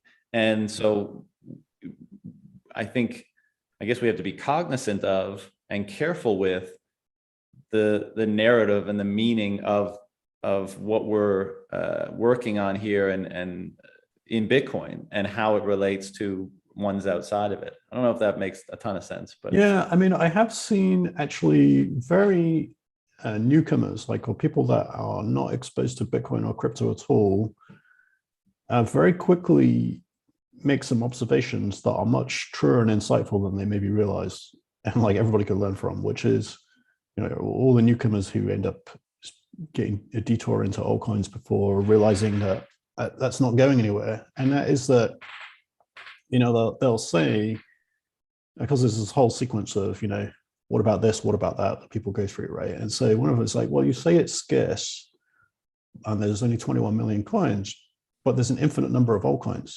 How is that scarce? And you're like, you are completely correct. And that is why we Bitcoin, right? Because there needs to be scarcity or none of this works. And Bitcoin is the first and has the highest network effect and the most, conviction from its investors. And so it's a natural shelling point to fulfill that function. And so you're correct. That's the only thing that's really, defensively scarce, and everything else is not. And while you could say there's something arbitrary about it, like, oh, it was first and it was 21 million versus 42 million, or halving every 4 years versus every 5 years, that aside, the historical fact can't be changed. And the kind of virgin birth, right, where there was no pre-mine, nobody had, a different level of understanding about what's happening or insider marketing or anything like that, right? So it can't be, like, basically the Bitcoin experiment can't be repeated is what I'm getting at. And so that being the case, here we are, Bitcoin exists and the others can't really, if you go down that path, there is no digital scarcity and it all ends. So as we want the societal benefit of digital scarcity, I guess we use Bitcoin, right? Because that's all there is. Right. And the mind trip about that is that ultimately it's a choice. Yes, you're economically incentivized. And yes, you can construct the rational argument based on how it emerged and its virgin birth and how it was the first and no one was paying attention and all that kind of stuff. But still, ultimately, what you just described is a choice to say it's this one, not all those ones. And, a lot of people, especially people that first come into the space, like you said, are uncomfortable with that because they've been sold like this thing is this immutable, unchanging, thing that's going to coordinate all economic activity on Earth, for the rest of time, ostensibly, or whatever it is. And then they're confronted with the element of choice involved in that equation, and that makes them uncomfortable, right? Because choice can be transient, choice can be, and then this is kind of what squeaks in the door of like an element of faith in this whole dynamic. It's like you're choosing this narrative, you're choosing to impose kind of that arbitrary limitation we've been discussing on this thing because you recognize the value of doing so. And even though it has all of this other stuff to help maintain that, there is that little element of it hanging in the wings. But I mean, you can combat that as well with some sort of ab initio thinking, like a thought experiment to say, well, here is Bob, somebody who just got involved in Bitcoin, and he doesn't have any Bitcoin, and he thinks, boy, wouldn't it be nice if I had all the coins? So he starts Bobcoin, and nobody. So what stops him, right? Well, he could do that, but nobody's going to value it. And if he does it, and if he was successful, then Alice and Charlie and everybody would do it, and there'll be no value because if everybody has their own coin, no coins have value. And so then you can extend that and say, well, what if Alice and Bob and Charlie get together and they make their coin that they share between them and they share it out, they pre-mine it and they share it out between them. Nothing really changed. There's still like thousands or millions of groups of people that could do that. And it all ends in no value, no interoperability, no maintenance resources. So I think while it's a tempting kind of narrative that promoters that are trying to sell coins might use, that ultimately it falls on its face under scrutiny, I would say. Yeah. I agree, but I think it takes a relatively high degree of sophistication to realize that. And I guess the hope for Bitcoiners among us is that not everyone who engages with Bitcoin, in fact, a minority, wouldn't have to, because the economic incentives would be so obvious and powerful in and of themselves that they wouldn't necessarily have to kind of understand the psychological or philosophical or broader scope of what actually makes it unique and versus all the other ones. And I think that is the case, which is why those of us who have these conversations is the minority, right? Most people that buy Bitcoin do so because they're playing to their incentives. And I guess the hope is, and perhaps even why we have these conversations, is to make sure that we maintain the attributes that permits Bitcoin to have those incentives that allow people to automatically adopt it, absent having to have these sort of more sophisticated understandings. Yeah, I mean, I think people sort of often learn from their environment or the thinking of groups of other people or the general attitude and understanding of other people. So it's very fascinating to watch some really early, there's a Twitter handle, documenting BTC, and they went through a phase of posting some really early TV segments with somebody talking about Bitcoin and trying to explain it to the host, and the host asking kind of naive questions. And the tone has like completely changed from nowadays. So, and I think that's because it was such an incredulous thing to the interviewer, that you have an electronic money, it's mined on the internet. It was almost whimsical and like a joke. And the person participating in the interview is sort of apologetically saying, well, it might work, and trying to draw analogies, and we'll see. And, it's like very apologetic for and defensive. And now it's like almost the other way around, right? Which is the newcomers kind of want to portray that they know more than they do. They don't want to put their foot in their mouth or say something silly. And if you don't get it, you feel silly. So it's sort of, it's changed around. And I think that's because, people don't understand, like there's so much technology layers in the world, like people don't understand, electronics and protocols and cryptography, and how the internals of a car or a smartphone work, or money, or like big systems. Like not everybody can understand all that stuff because there's so much detail. And so a lot of things are taken on trust based on how other people act around them. Like everybody takes something seriously, that's the one, that's digital gold, it's a new form of money. And I think people arrive at simplified and more and sort of narrative explanations that are more convicted, right? That, this is just a fact. There's so many people walking around, they've got this like very factual attitude that it's contagious. And, now newcomers interact and like, they're the newcomer in a space, and everybody has got a very clear picture in their mind about how something works and how it all works and fits together, and simplified way, much clearer and simpler ways to explain it. I think it takes people a long time to arrive at those explanations. So, and build the confidence that, this is right, this is gonna do it. So I think that's, that maybe helps. So, if that continues, I think presumably that has to continue for Bitcoin to reach,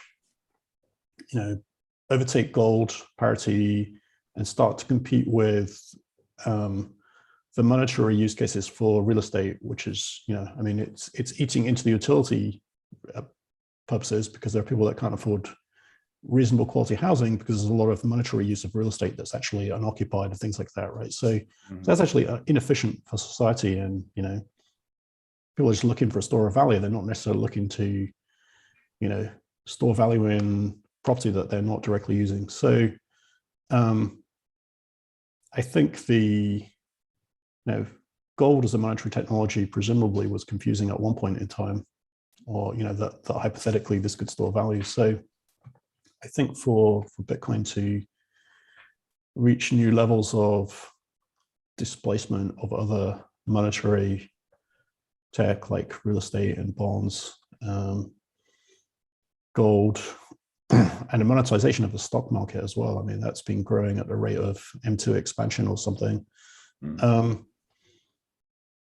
It's going to have to be understood and explained in more convincing ways over time, I think, till it's kind of universal assumption that people learn as an infant, right, or something. Yeah. Well, I guess this is always the danger, and maybe culture is a good corollary, because culture informs you in mostly subconscious ways, the norms and the MO, how to act to maneuver through it optimally, right? So you don't have to consciously be aware of all the rules of the game. They're just instilled in you, and that allows you to affect to express your will in that game more optimally and to focus on the things that you can control. But simultaneous to that, or let's say the downside of that, is not being necessarily conscious of the rules you're playing by and why they're valid rules in the first place. And, I agree with everything you said about how Bitcoin will kind of suck in or remove the monetary premium from all assets in the world that have developed a monetary premium, and as a result made, broadly speaking, the world more expensive for people. So I think it's going to be a tremendous boon if that actually ends up playing out, because everything will be less expensive, and that's a good thing. But I wonder to what degree that process Bitcoin might become a victim of its own success. And by that, I mean, all these people that now come in, and I agree with you, right? Like it's when people come in now, there's almost like a social pressure to get it and kind of raise the flag for maximalism in a way, or, and to not really rock the boat that much. And ultimately, like, obviously I agree with that approach, but I think it is important to know why you hold it. And if the adoption occurs so quickly and at such a large scale, and people continually opt in that manner, then we may at some point in the future, when Bitcoin is much larger than it is today, have a large cohort of people that maybe aren't sensitive to the conversation we've been having over the last hour about how should we approach our relationship with this thing in terms of how we change it and how we try to optimize it. Because if they just came in and kind of were subject to and responded to the pressure to agree with the current narrative, and then that cohort becomes so large that, relatively speaking, the group of people that understand why it is the way it is relatively small, at what point do you become subject to the relative incompetence, is a bit of a harsh word, but you'll know what I mean, of the majority of people that have adopted this thing on a former narrative, and therefore not a former narrative, but also a more narrow narrative, and therefore may contribute to influencing it in ways that aren't necessarily beneficial or positive.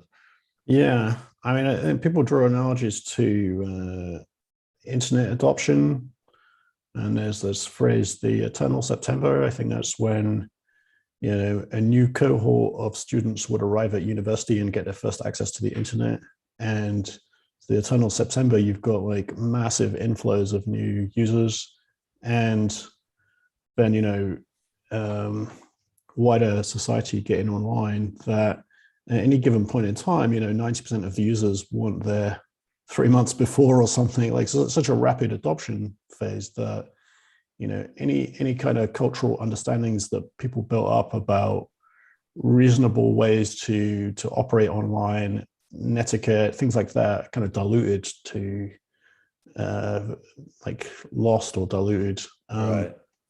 And I think one thing that helps Bitcoin a bit in that regard is, well, maybe a couple of things, but one thing is that the earlier adopters on average have more economic influence.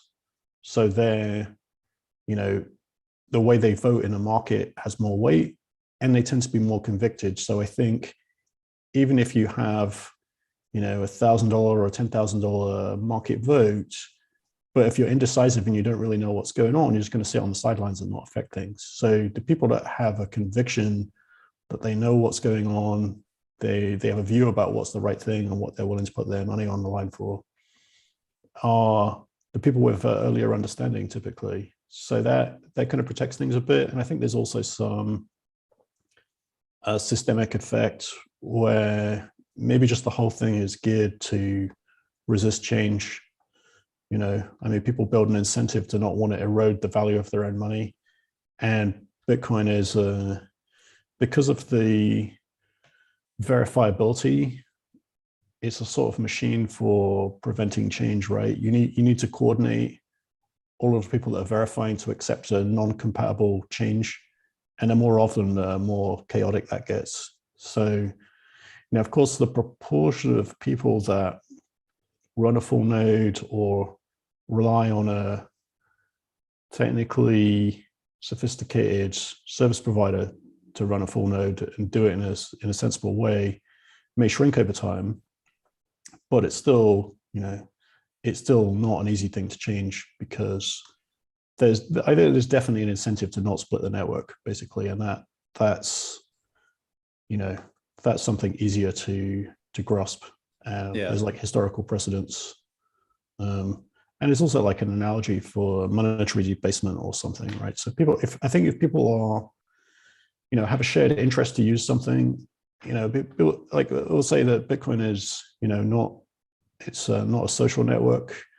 Enemies can transact. So, you know, there has to be a Schelling point of something that has to continue working, and that can persist through all kinds of, you know, diverse viewpoints of people participating on it who may not see eye to eye on anything much, but are perfectly happy to have a reliable digital money, right? So hopefully, but I mean, you know, we certainly don't want to screw it up for the kind of one-shot argument. So it's definitely worth looking at how things are evolving, and, you know, as people educating, explaining, or building bits of technology infrastructure, I think it's, you know, arguably our self-interested responsibility to try and build things and explain things so that it steers away from risky outcomes. I mean, I think the ETF outcome is not, you know, is potentially risky, right? If too much Bitcoin ends up in an ETF, then the ETF fund manager has a nominal, I mean, may take the view that they have a fiduciary responsibility to make a change that the investors don't want. And so, you know, typically there are investor rights, and the investors can do something about it. Like they can make a withdrawal from that ETF and put it in another one, or take the coins out and hold them directly while something's going on. But it's still a dramatic, like a potential to create a dramatic situation. So I think like what we can do is, you know, I mean, individually try and hold coins directly, or use architectures that mean that you can rely on the security service of a custodian, but have one of the keys yourself, like a kind of multi-sig arrangement, and those kind of things are possible. I think there's still, you know, even though there is multi-sig, I think there's a lot of room for that to become easier to use for less technical people, and have a multi-sig where a security provider, or it might feel like a bank or a broker or a custodian, you know, they're protecting you from losing your keys, but you have to co-sign any changes and transactions and things like that, right? And so if things are architected like that, I think that could be perfectly usable. There are lots of banking applications that have two-factor authentication and apps to approve things. So it could be, it could feel like that, but actually be a second signature on the thing, and also protect you from, IT backup failure, which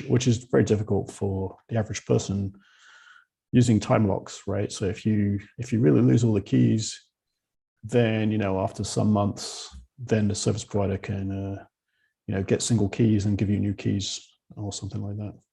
I think to extend the analogy with culture, I mean, culture is behavior. Behavior is informed by norms, traditions, rituals, etc. I believe there's a genuine culture emerging on top of Bitcoin. And I think an element of perhaps mitigating that risk of, as it grows, losing some of the important attributes that help to maintain what it is these kind of like rituals, whether it's like, how you store your own seed or what your multi-signature setup is, or, mottos or sayings like not your keys, not your coins. Yes, the kind of sometimes abrasive approach of maximalists to new entrants in the space, where they say, look, I'm doing you a favor. Don't think about anything else. Just, DCA into Bitcoin and start your education and you'll get it eventually, right? Trying to help kind of those people act as though they've learned the hard mistakes of the past before they do so that they can, they can have the proper order of events where they can, in a series, in a timeline where time is such a consequential variable, make the right decision early and then almost understand why you made it. And all these different activity, these ethos and sayings and rituals by people in the space is, I think, trying to help newcomers with those things and mitigate some of the damage, the victim of success that I was referring to earlier. Yeah. Well, I mean, I think that, there is a phenomenon of reversion to mean, which you have to be conscious of in sort of technology cycles. So I think, for example, PayPal, so by which I mean that, a system starts as a innovation to reform something and it ends up being the thing it was trying to replace or worse. And, yeah. You see like PayPal as an example of that. It started out as bearer electronic cash on PDAs, like smartphone kind of precursor things. And then it became increasingly more bank-like, and now it's policies of, oh, your account is frozen for 6 months because, well, we won't tell you why, right. Is almost worse than banks at times. I mean, banks can be pretty bad too, but it's become so bank-like that did it really change it that much? I mean, maybe it's easier to get a PayPal account than a bank account, probably, but it's effectively a bank or something to a lot of extent. So we don't, you don't want to lose the differentiated value of Bitcoin, which I think is permissionlessness. And if it's too much controlled by custodians, then there's a risk. Sure. And of course, it's fine if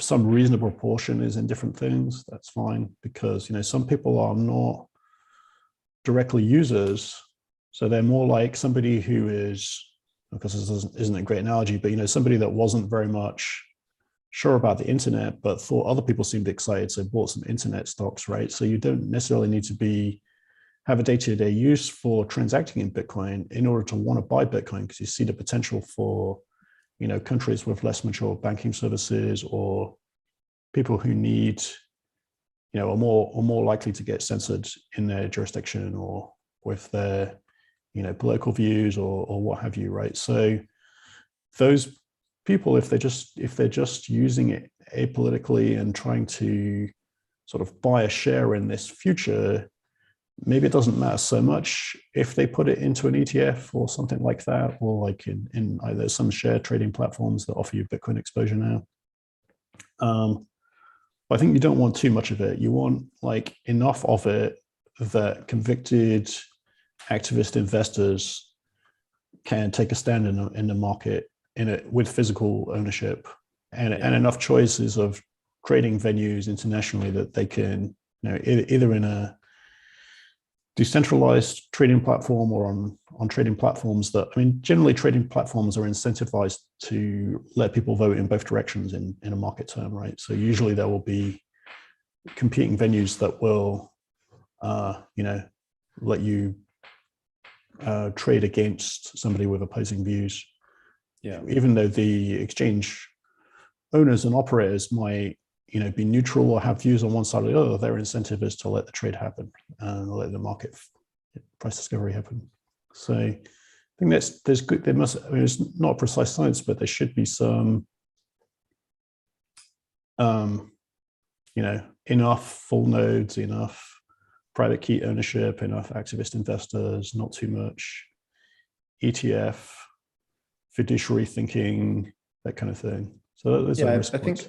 I think one of the great benefits of how Bitcoin emerged on the world and what it represented and the ideologies that it pulled on in its early adopters, because I think of ETFs as white label Bitcoin that effectively neuters them. You get price exposure, but you don't get any of the other benefits of Bitcoin. But what it does do is it pumps the bags of the people that are ideologically convicted, right? Like the early adopters, and perhaps the additional influence that permits those people counterbalances, the risks of the centralized tendency of these white label products and institutions and stuff. But, talking about culture, like what Bitcoin is and the culture that emerges around it, I'd love to know, we talked a little bit about your history, so we're going back on the timeline a bit, but when you first encountered Bitcoin, what was your impression of what it was? And I know that might be a little bit of a broad question, but how has that evolved over time? Because I think all of us that are, basically crazy Bitcoiners, every day it's almost like there's epiphanies about what this thing is and what the implications are and what it means. So I'd love to know how your understanding or perspective has evolved on that. And then also simultaneously, because you've been around for so long, what is your impression about the impact of this thing on people and how that turns into a culture? Because I spend a lot of time on this podcast talking with people about how after learning about Bitcoin, adopting Bitcoin, how they've experienced pretty profound life changes, right? Like their hope for the future has changed, their time preference has changed, their approach to their health, relationships, education, ambition, career have all been reoriented as a result of exposure to this thing. And that's a really phenomenal sort of phenomenon, that's a right. Unexpected sort of thing just for this internet money. So I'd love to, because you've observed so much of it, I'd love to get your perspective on both of those things. Yeah, when I first heard about it, it was like the email from Satoshi, and so I got a better picture of how it worked by reading Hal Finney's experiment write-ups in January 2009. And so, having been involved in these attempts to bootstrap electronic cash and like thinking about protocols and how you might be able to do that, it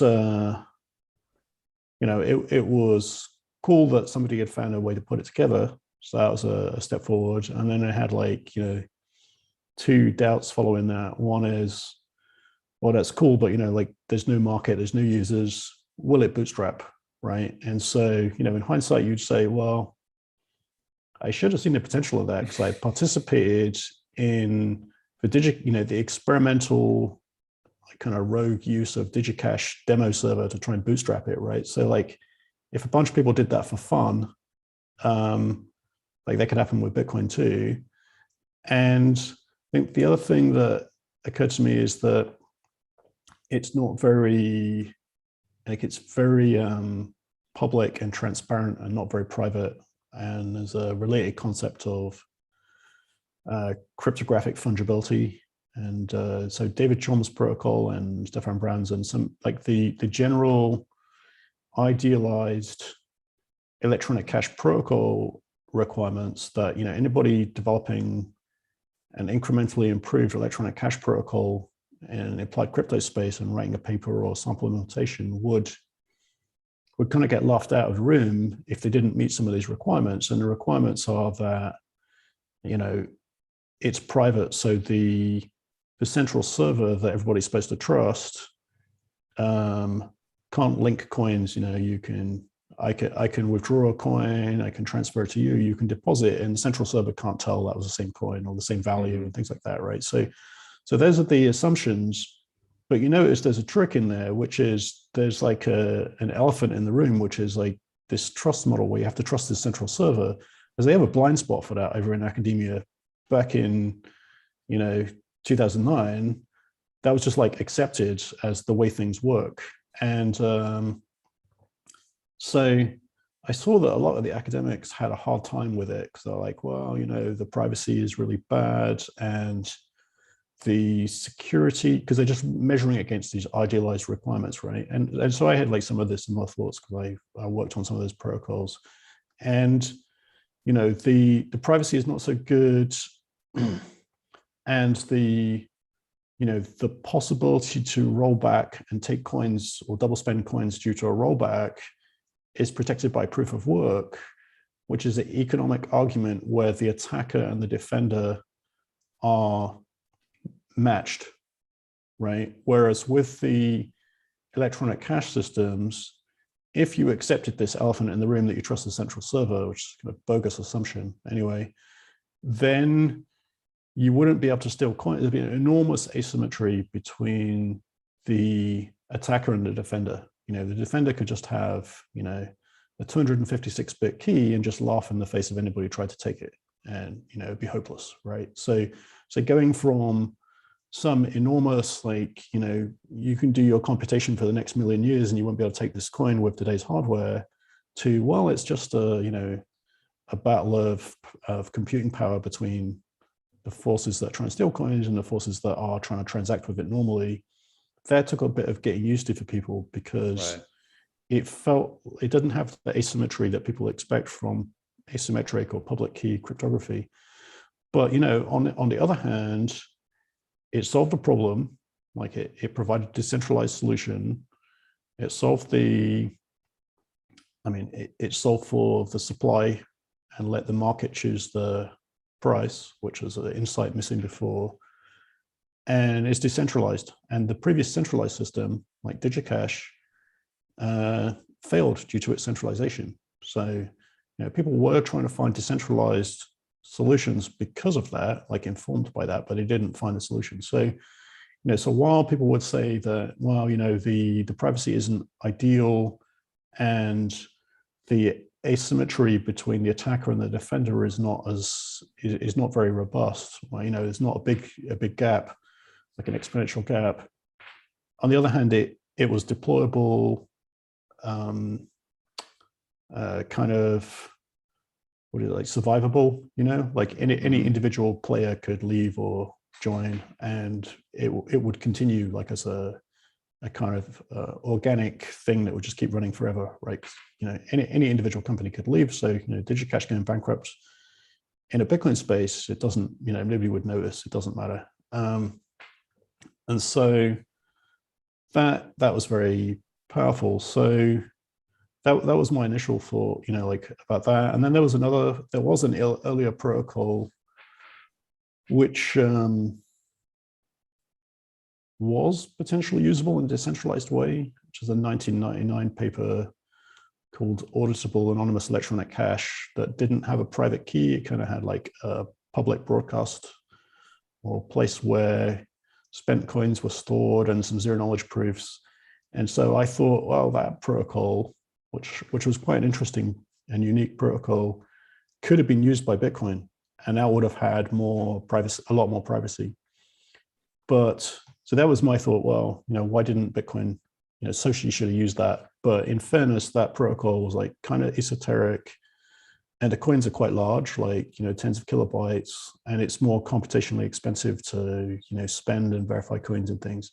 So those would be reasons against. And actually, that protocol is other people eventually came to think about that same protocol, and like ZeroCoin and Zcash are like optimizations of that paper. So that was my early thoughts. And then like, will it bootstrap? And then, basically, oh wow, it seems to be bootstrapping, I guess. And I was like busy with another startup I was in, but then 2013 I got more actively involved, and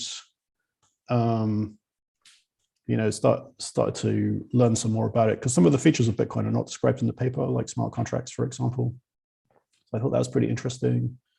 And then, I think it takes people a while to understand the game theory that we described about the forks, how the miners actually have less influence than people think they do.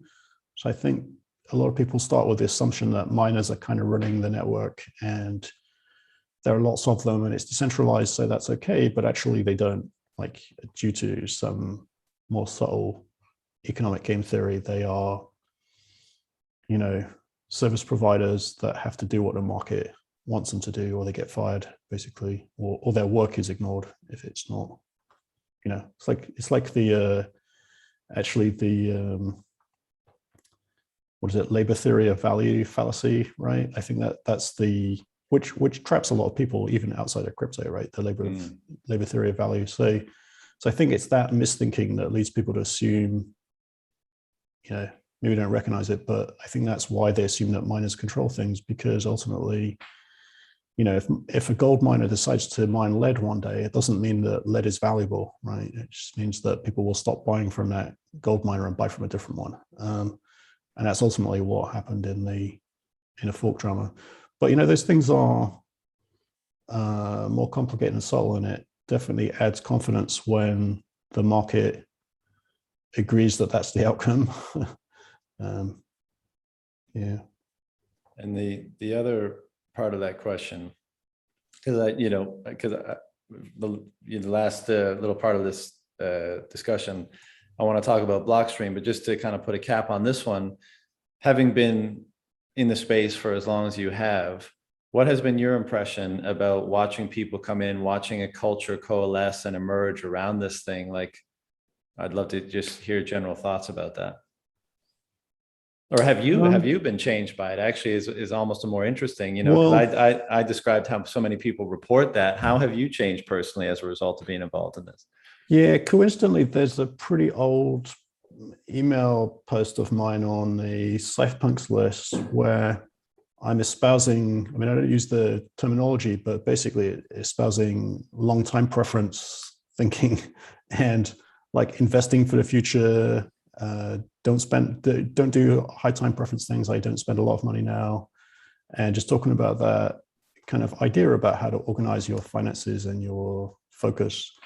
And so in some ways I was already in that mindset, and I'd arrived at that mindset by, I was already interested in, saving and investing and like compound interest, the concept that if you focus on reinvesting and you do it for a long time, that will pay off in a much bigger way than is intuitive. So I was interested in that. And then I did some share trading, kind of day trading, some like research. I wasn't just buying random tickers, but I wasn't like a super sophisticated investor either, right? So I was like doing a lot of trades, and this was in, I guess, the late 90s. So the market was on a tear. So it basically, a monkey could have made money, like hitting on a typewriter with random tickers. So, when the market turned, I ended up holding a bag of stuff that was underwater. So it kind of persuaded me that of the value investing thesis rather than the speculative investing thesis. So, I eventually, and I was not inclined to realize the loss either, right? So I was kind of like, I'm going to wait for hold it all the way down. Hold it. So I already had the holding, like, don't realize losses. And then also in hindsight, don't buy things you don't have confidence in the long-term value of, like the value investor.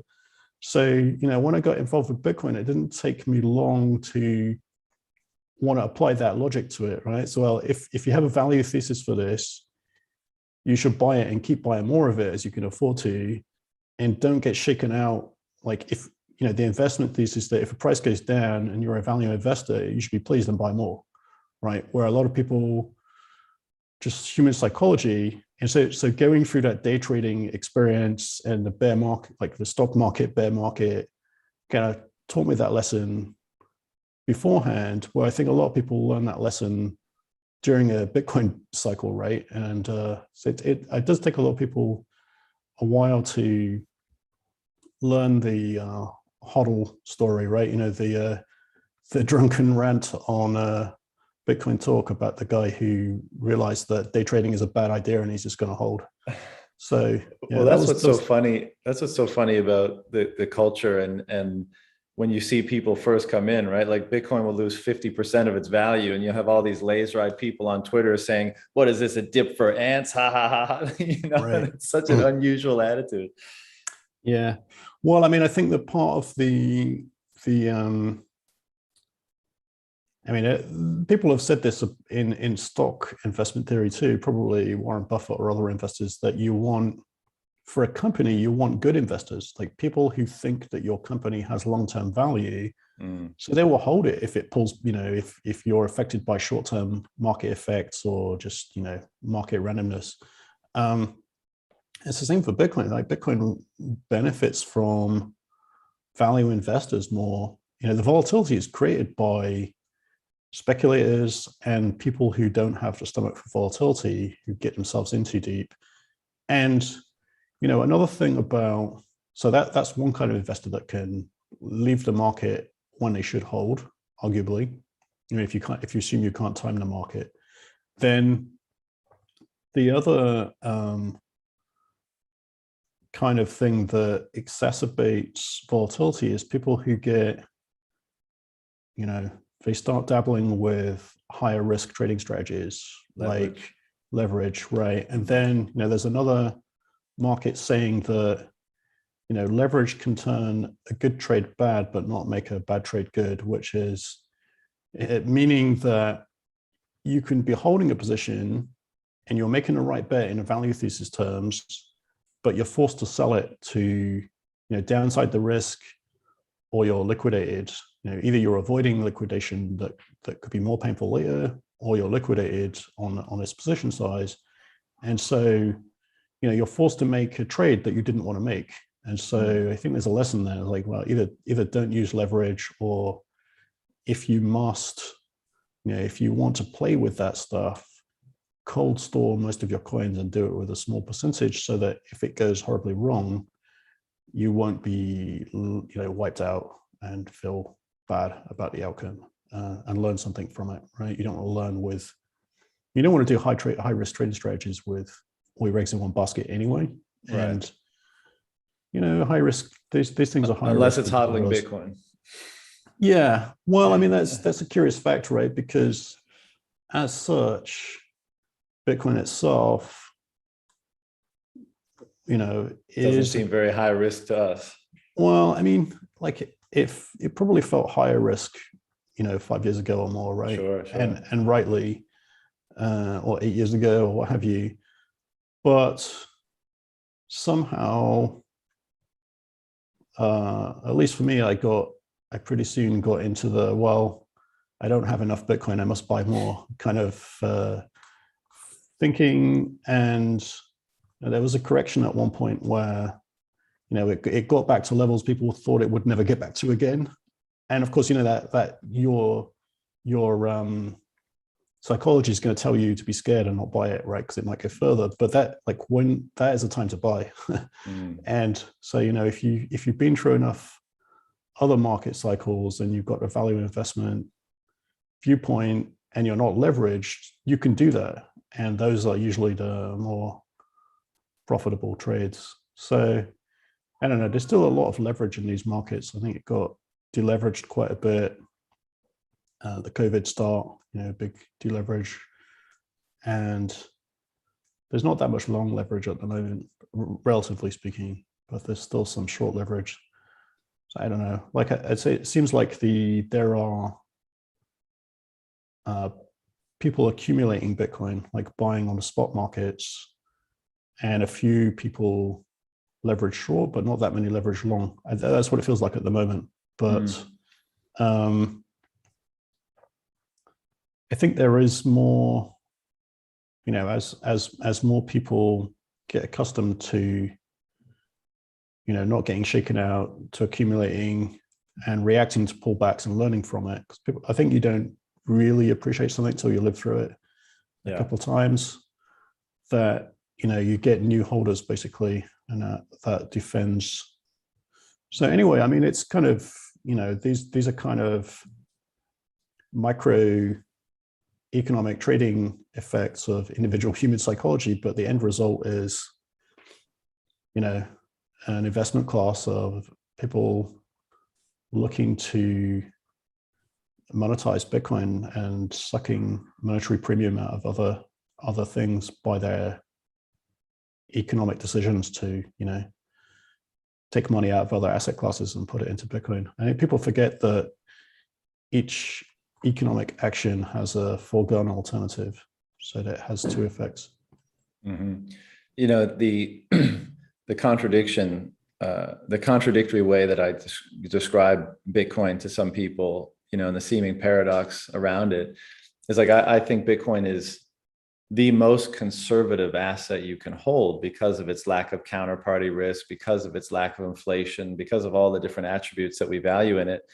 But because of its stage in its adoption cycle and distribution on the world, it simultaneously represents one of the greatest upside returns you could hope for, which puts it in the class of the highly speculative, highly risky category, typically speaking. So you have this contradictory polarity where you're in one hand saying there's no more conservative, safe, autonomous asset you could ever hope for. And there's also few things that represent an equal or more reliable upside than this thing. And, when you're talking with quote unquote normies, it's hard for them to square those two, and hence the misunderstanding of Bitcoin, and hence the volatility you were referring to, where it's playing out in real time, how people value this and their understanding of it and that kind of thing, I want to go ahead. Yeah, I was going to say, like, what you said about the sort of ratio of historic return to volatility is like formally the Sharpe ratio, like the volatility versus return ratio. And so on that basis, Bitcoin is statistically an outlier, like a great investment, because yes, it has high volatility historically, but it has return that far outweighs that. And so, but that's a kind of professional investor concept that a lot of people are not going to know about, or portfolio management concept, right? So, in principle, if you can't stand that volatility, and like realistically, a lot of people don't want to think about that level of volatility, then the logical thing to do would be to, buy an allocation, because, like a 5% allocation or a 10% allocation, it's not going to wipe you out. If that falls 80%, it's only going to make an 8% difference. And if the rest of your investment in like real estate or property, stocks or whatever you're doing, is making no return or a loss, or not a real return, like only a return due to M2 monetary expansion, then the Bitcoin component may end up being the lion's share of the return on your portfolio, even though it's only 10% of the makeup of it, because of the characteristics. And then it makes sense to put these things together if you don't have the risk appetite to go super heavily into Bitcoin.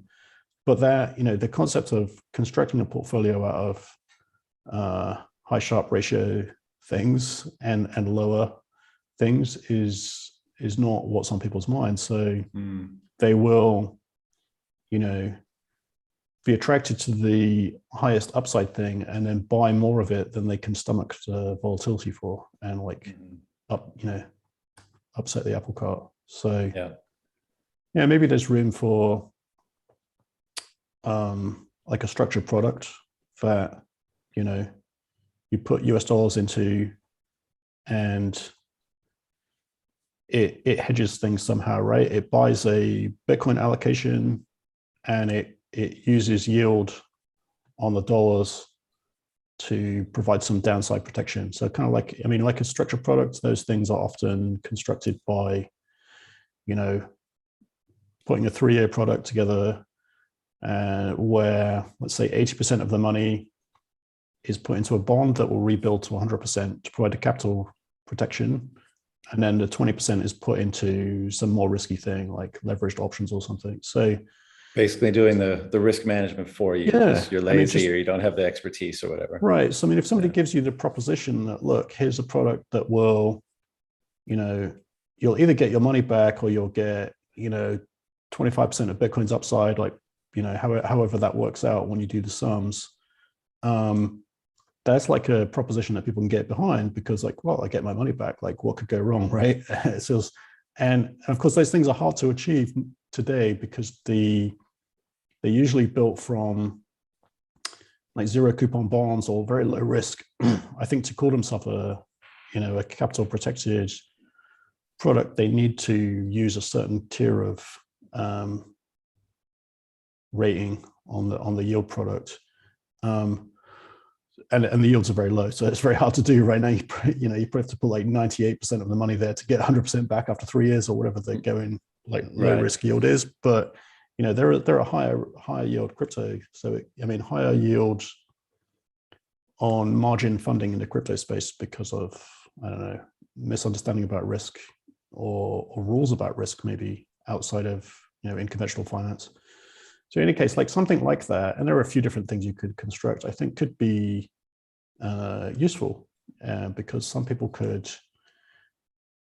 buy it and hold it who might get shaken out by direct exposure.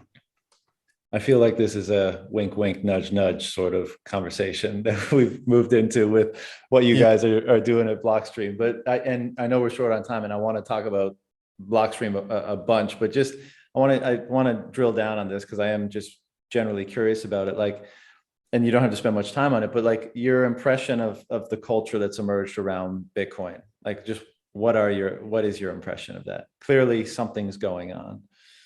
You know, were you at Bitcoin 2021 in Miami? No, I wasn't, but it was huge, right? I mean, there was so many massive people and yeah, next year I think their capacity is 35,000 people. Like there's something in the air, you know, there's something going on. I just would love to get your take on it.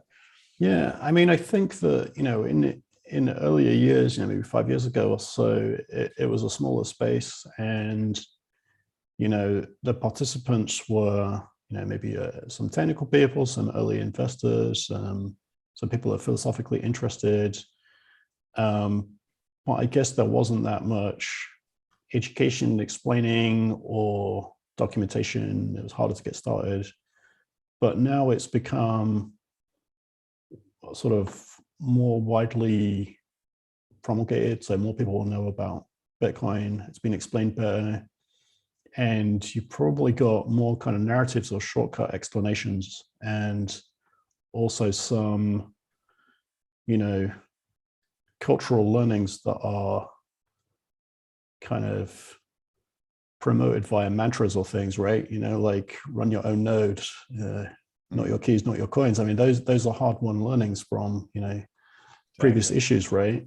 So it is kind of curious, and of course, you know, there's always like, you know, people who are loud or rude or get into argument. I mean, like social media is like basically designed for arguments. Like, it's probably just like a bad format for anything. But so I don't really feel it's anything more than that. But it is fascinating seeing, you know, wider social concepts arising around adoption and stuff.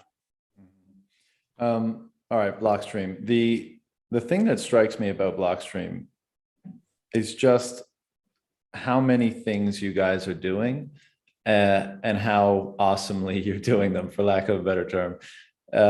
So, you know, I don't know how to break into this nut, but just to say that like it's extremely impressive what you guys have done. I guess maybe this is a relevant question, being that you do so much and you seem to do it of a very high quality. I'd be interested in knowing, with, I guess, eternally limited resources, although I know you guys have raised money on a couple of occasions, which obviously grants more resources and human capital, et cetera.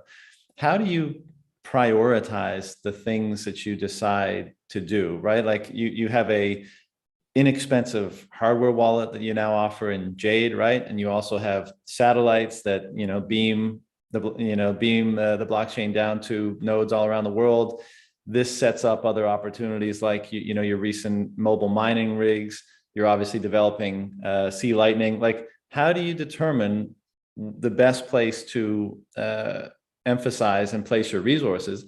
And then also on a operational level, man, how do you manage your attention so well to push forward on so many kind of like innovative, monumental, things, right? That are great, that haven't been done before, I guess, for lack of a better term.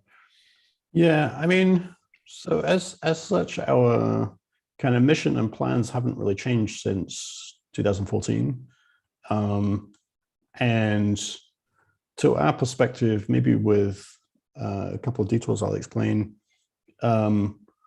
we build things that need to get built in order to get the job done. So in other words, we are, Liquid and Lightning, they all sort of fit together as a layer 2 Bitcoin technology. And, whenever we run into limitations or missed expectations that, we thought third-party companies would build software around that, but they don't, then we build it, right? And so it's kind of, straight line reactive to achieving the mission outcome, which is like, hyper Bitcoinization via Bitcoin layer 2. And even mining we had in our 2014 pitch, because we realized that Bitcoin mining needs to be reasonably decentralized to support, to increase the value and permissionlessness of Bitcoin, and to make layer 2s that, rely on Bitcoin mining for decentralization viable. So, they look like a lot of things, but if you keep in mind a perspective that it's a platform, and third-party developers and users and companies that issue assets, use the technology, they need all the building blocks. So our assumption is that if we just build one key part of it, like the library or the network, that it won't organically happen by itself. We have to build the necessary minimum pieces for it to reach takeoff energy. So for example, we built a block explorer. Now that wasn't something we put on our roadmap at the beginning, but clearly you need a block explorer for Liquid because people expect block explorers as part of the workflow. And so we built one of those, and I think it's like, maybe it's the only open source block explorer, but anyway, it's like a very scalable, fully open source block explorer, and you can run it yourself as well, if you want, like on your own computer or in the cloud. So we end up doing things like that for reactive reasons, like, there's a problem, third-party companies don't seem to build on top. I think most of the companies in the space are actually kind of more like, service providers. They don't do a lot of heavy R&D or software development. So we ended up having to build, a little more of the middleware and web integrations than we assumed at the beginning. We thought that, well, that other companies would have more kind of R&D resources to build things, but so we ended up building a few more of those. And then, the more recent buying Third Demister's hedge fund, Advent Capital, issuing the Blockstream mining notes, which is also a liquid, which is a conventional security. It's a Luxembourg securitization vehicle. So you have a security interest in the financial instrument, but also issuing, so rebooting the Adman hedge fund main product, which is a Bitcoin yield product with hedge fund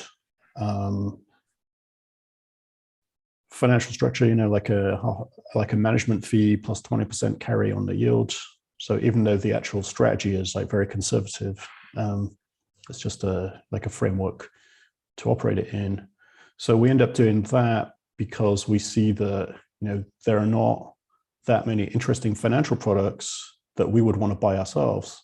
Mm. So we're kind of like looking at it from the point of view of if the world is going to become, if Bitcoin if hyper Bitcoinization is going to come, they're going to need to be financial products and services that fulfill requirements and needs of Bitcoiners, because everybody's going to be using it. And so when there are gaps there, we figure, well, I guess we have to build them. And if other people are not doing it, then maybe we will. And they become also, that's a source of revenue. It's another asset class on Liquid. It's another reason for people to integrate with or build on Liquid. And that the strategy of building missing pieces is really paying dividends, in the sense that at this point there are many startups building things on Liquid, like applications and trading platforms and wallets, and the exchanges with integrations. There's things like SideSwap, which is an Android and iOS application, which is technically a Liquid wallet. It integrates peg-ins and peg-outs, so you can move Bitcoin in and out of Liquid.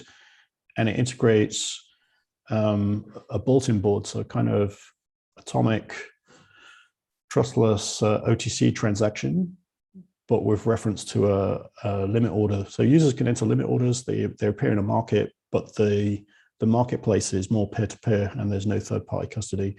So things like that, just one day they appeared, and we didn't know the people who built it. They built it. They seem to have like pretty deep internal knowledge about Bitcoin and Liquid technology. So there have been multiple things like that, during the last year or so. So that's been pretty cool, and that's what you want to get to as a platform developer, is to see people appreciate what you've build things on top of it, and then also some of those companies using each other's products and services. So that's where you want to get to. And mining, we didn't start with a concept of building our own miner, but we did start with a concept of doing some mining to decentralize it. And so the reason we acquired Spondoolies, which was part of the announcement of the recent fundraising, is that if you are doing mining, there's a shortage of miners. And because of the commodity economics, that means that mining is more profitable than would be normal at this stage in the market, because of the shortage of ASICs. And so, the cost to mine a Bitcoin is like $5,000 or less. So that tends to flow through into, and a shortage of ASICs flows through into a higher margins on buying miners, and a shortage of miners. So really, it will help ourselves and potentially help the market to have another miner in market. And we can also, diversify the supply chain. So, a lot of the supply chain and assembly is done in China. So we'll do it, in other countries, basically. Yeah, I mean, that's awesome. And I guess the crux of my question was like, let's take, because as you said, your vantage point from being in the industry for so long, and kind of having your finger on the pulse of what people that hold Bitcoin, what they want and need, and all of that kind of thing, what the ecosystem needs. Any one of those things that Blockstream is now doing, for example, like the Adamant acquisition, and like I'm sure it's exciting to think of all the different ways in which you might facilitate financial services to this clientele.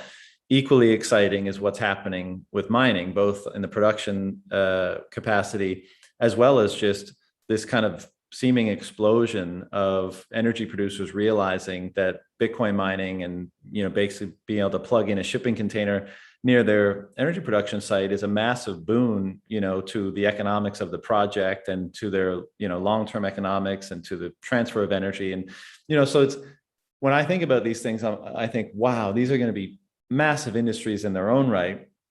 And I guess the crux of my question was like, how do you kind of determine how to prioritize them, because some of them are also big. But on the flip side of that, I'd also love to just ask you kind of a quirky question, but like, why do a cheap hardware wallet?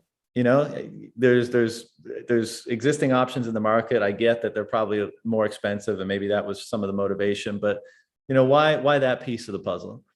Yeah, so how we ended up doing the hardware wallet is for again, like a straight line reason. So you'll see why when we explain how we arrived there, which is, we have a pretty good relationship with the other hardware wallet manufacturers. The green software wallet has support for the main hardware wallet manufacturers like Ledger, Trezor, and so forth, using USB connections. Even on Android devices, you can plug in a USB wallet, hardware wallet, and use it on the software wallet. So we know the vendors pretty well, and our only concern was to be able to innovate faster. So we wanted to be able to do, have hardware wallet support for things like what SideSwap does, doing a limit order approved by the hardware wallet. So adding advanced new transaction types and focusing the R&D around that on Bitcoin. Like a lot of hardware wallet development resources are spent on the hundreds of coins that pay them to get integrated.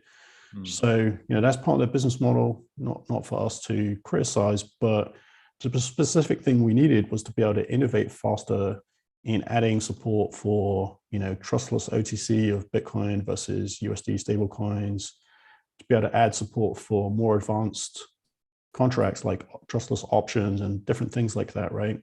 And the challenge would be, if we relied on the third parties, like their technical team will be enthusiastic, but it might take an amount of time outside of our control to get that integrated.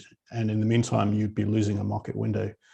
So we figured, okay, we're not really looking to compete with them. Like, we don't want to necessarily take their market share, but we want to be able to innovate.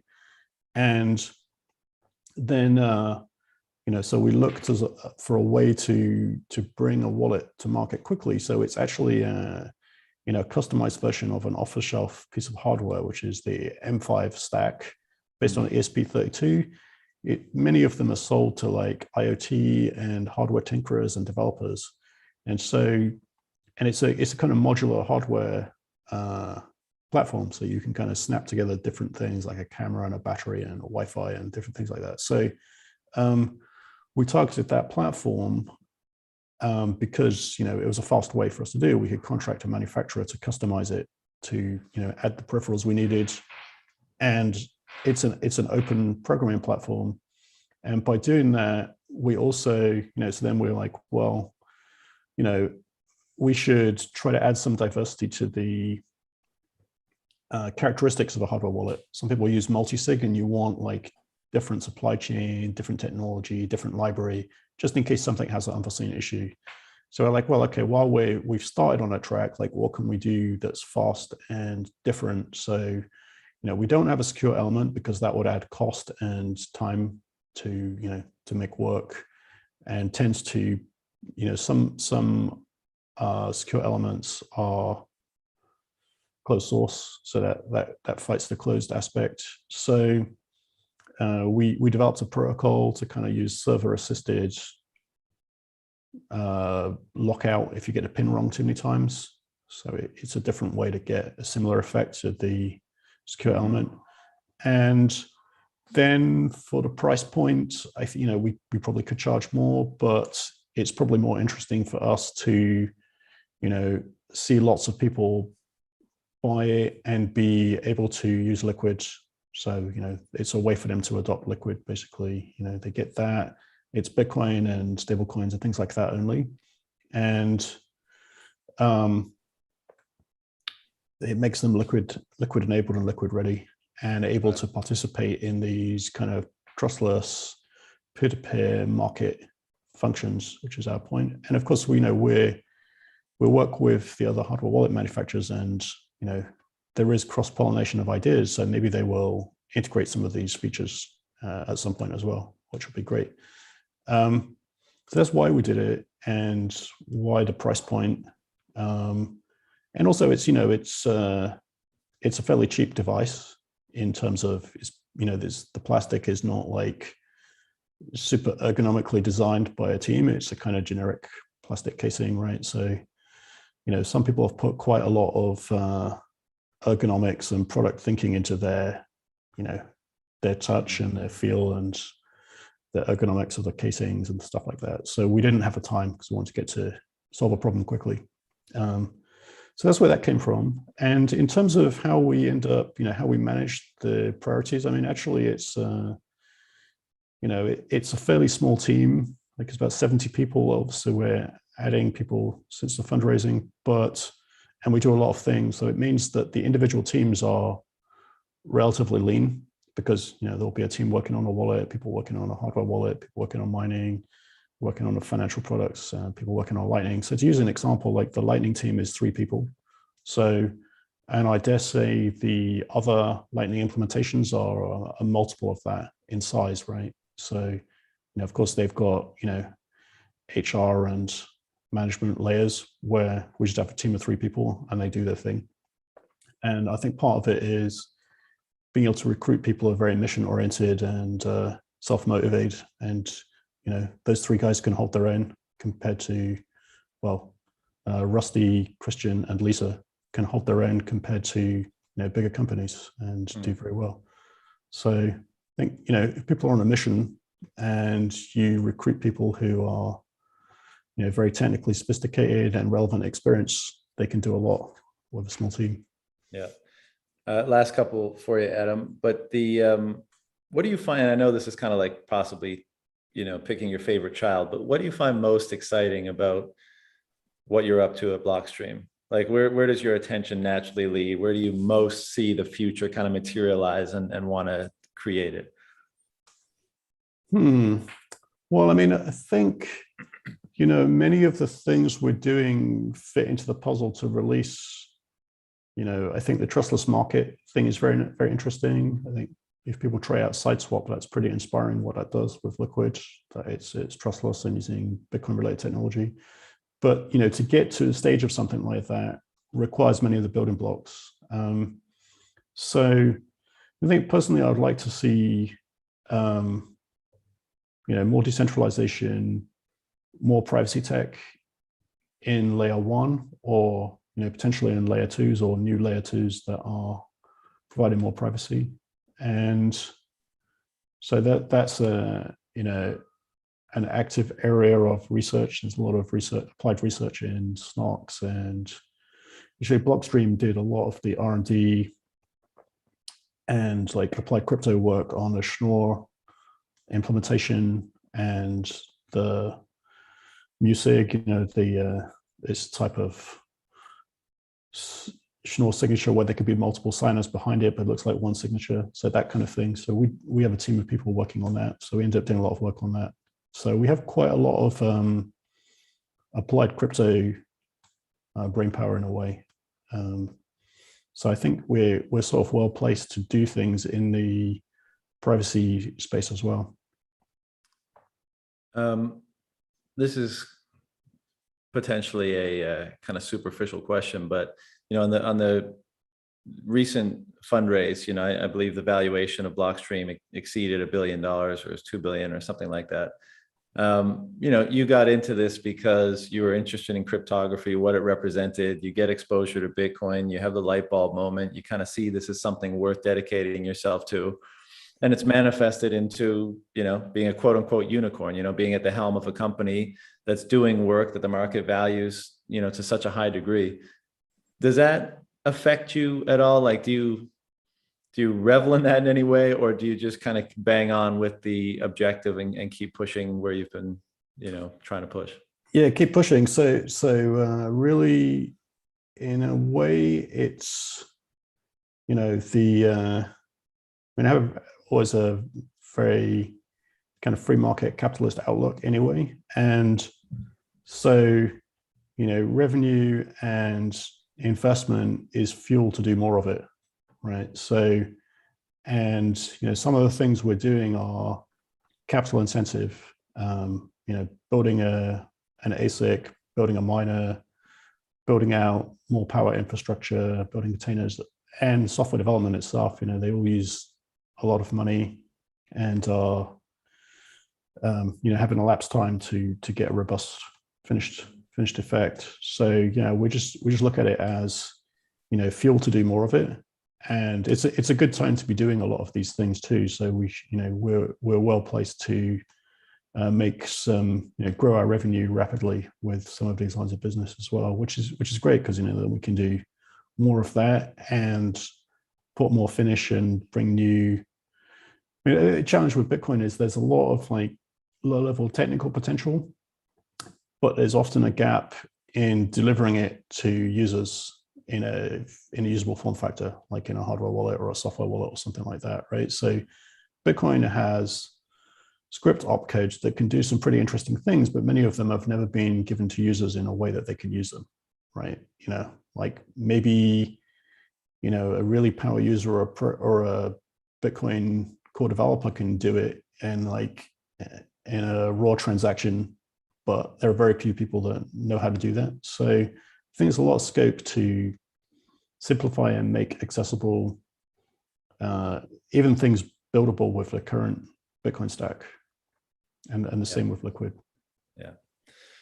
Well, man, I think it's incredibly exciting what you guys are doing at Blockstream. I every time I see a press release or see something new you guys are doing, I'm kind of like, how the hell are these people pulling this stuff off? And I definitely appreciate it, and I'm grateful for the work and for the time today, man. So any closing remarks or anywhere you want to direct people if they want to check Blockstream or you out a little bit more? Yeah, so I'm on Twitter at Adam3US. Blockstream, a lot of Blockstream products are on blockstream.com. And there's a Liquid network, has its own site, which is liquid.net. Has a lot of different exchange and market makers and sort of Bitcoin technology company participants. So yeah, I mean, it's like, thanks for the conversation. And I think that, it's one of the great things about Bitcoin is that you can have an immense amount of fun building the future of Bitcoin as well. So we're having fun over here doing our thing. Yeah, well, I think that as is so often reflected in people that come into the space and want to get jobs in Bitcoin, because it becomes this mind virus that you can't really think about anything else, and there's nothing else you want to work on, and you just try to find a way to weasel your way into it somehow. So, I suspect the next time we chat, Blockstream will have a lot more of those people under its fold, and I'm sure you guys will be doing a lot of cool stuff. So thanks again, Adam, and I look forward to talking again in the future. Thank you. All right.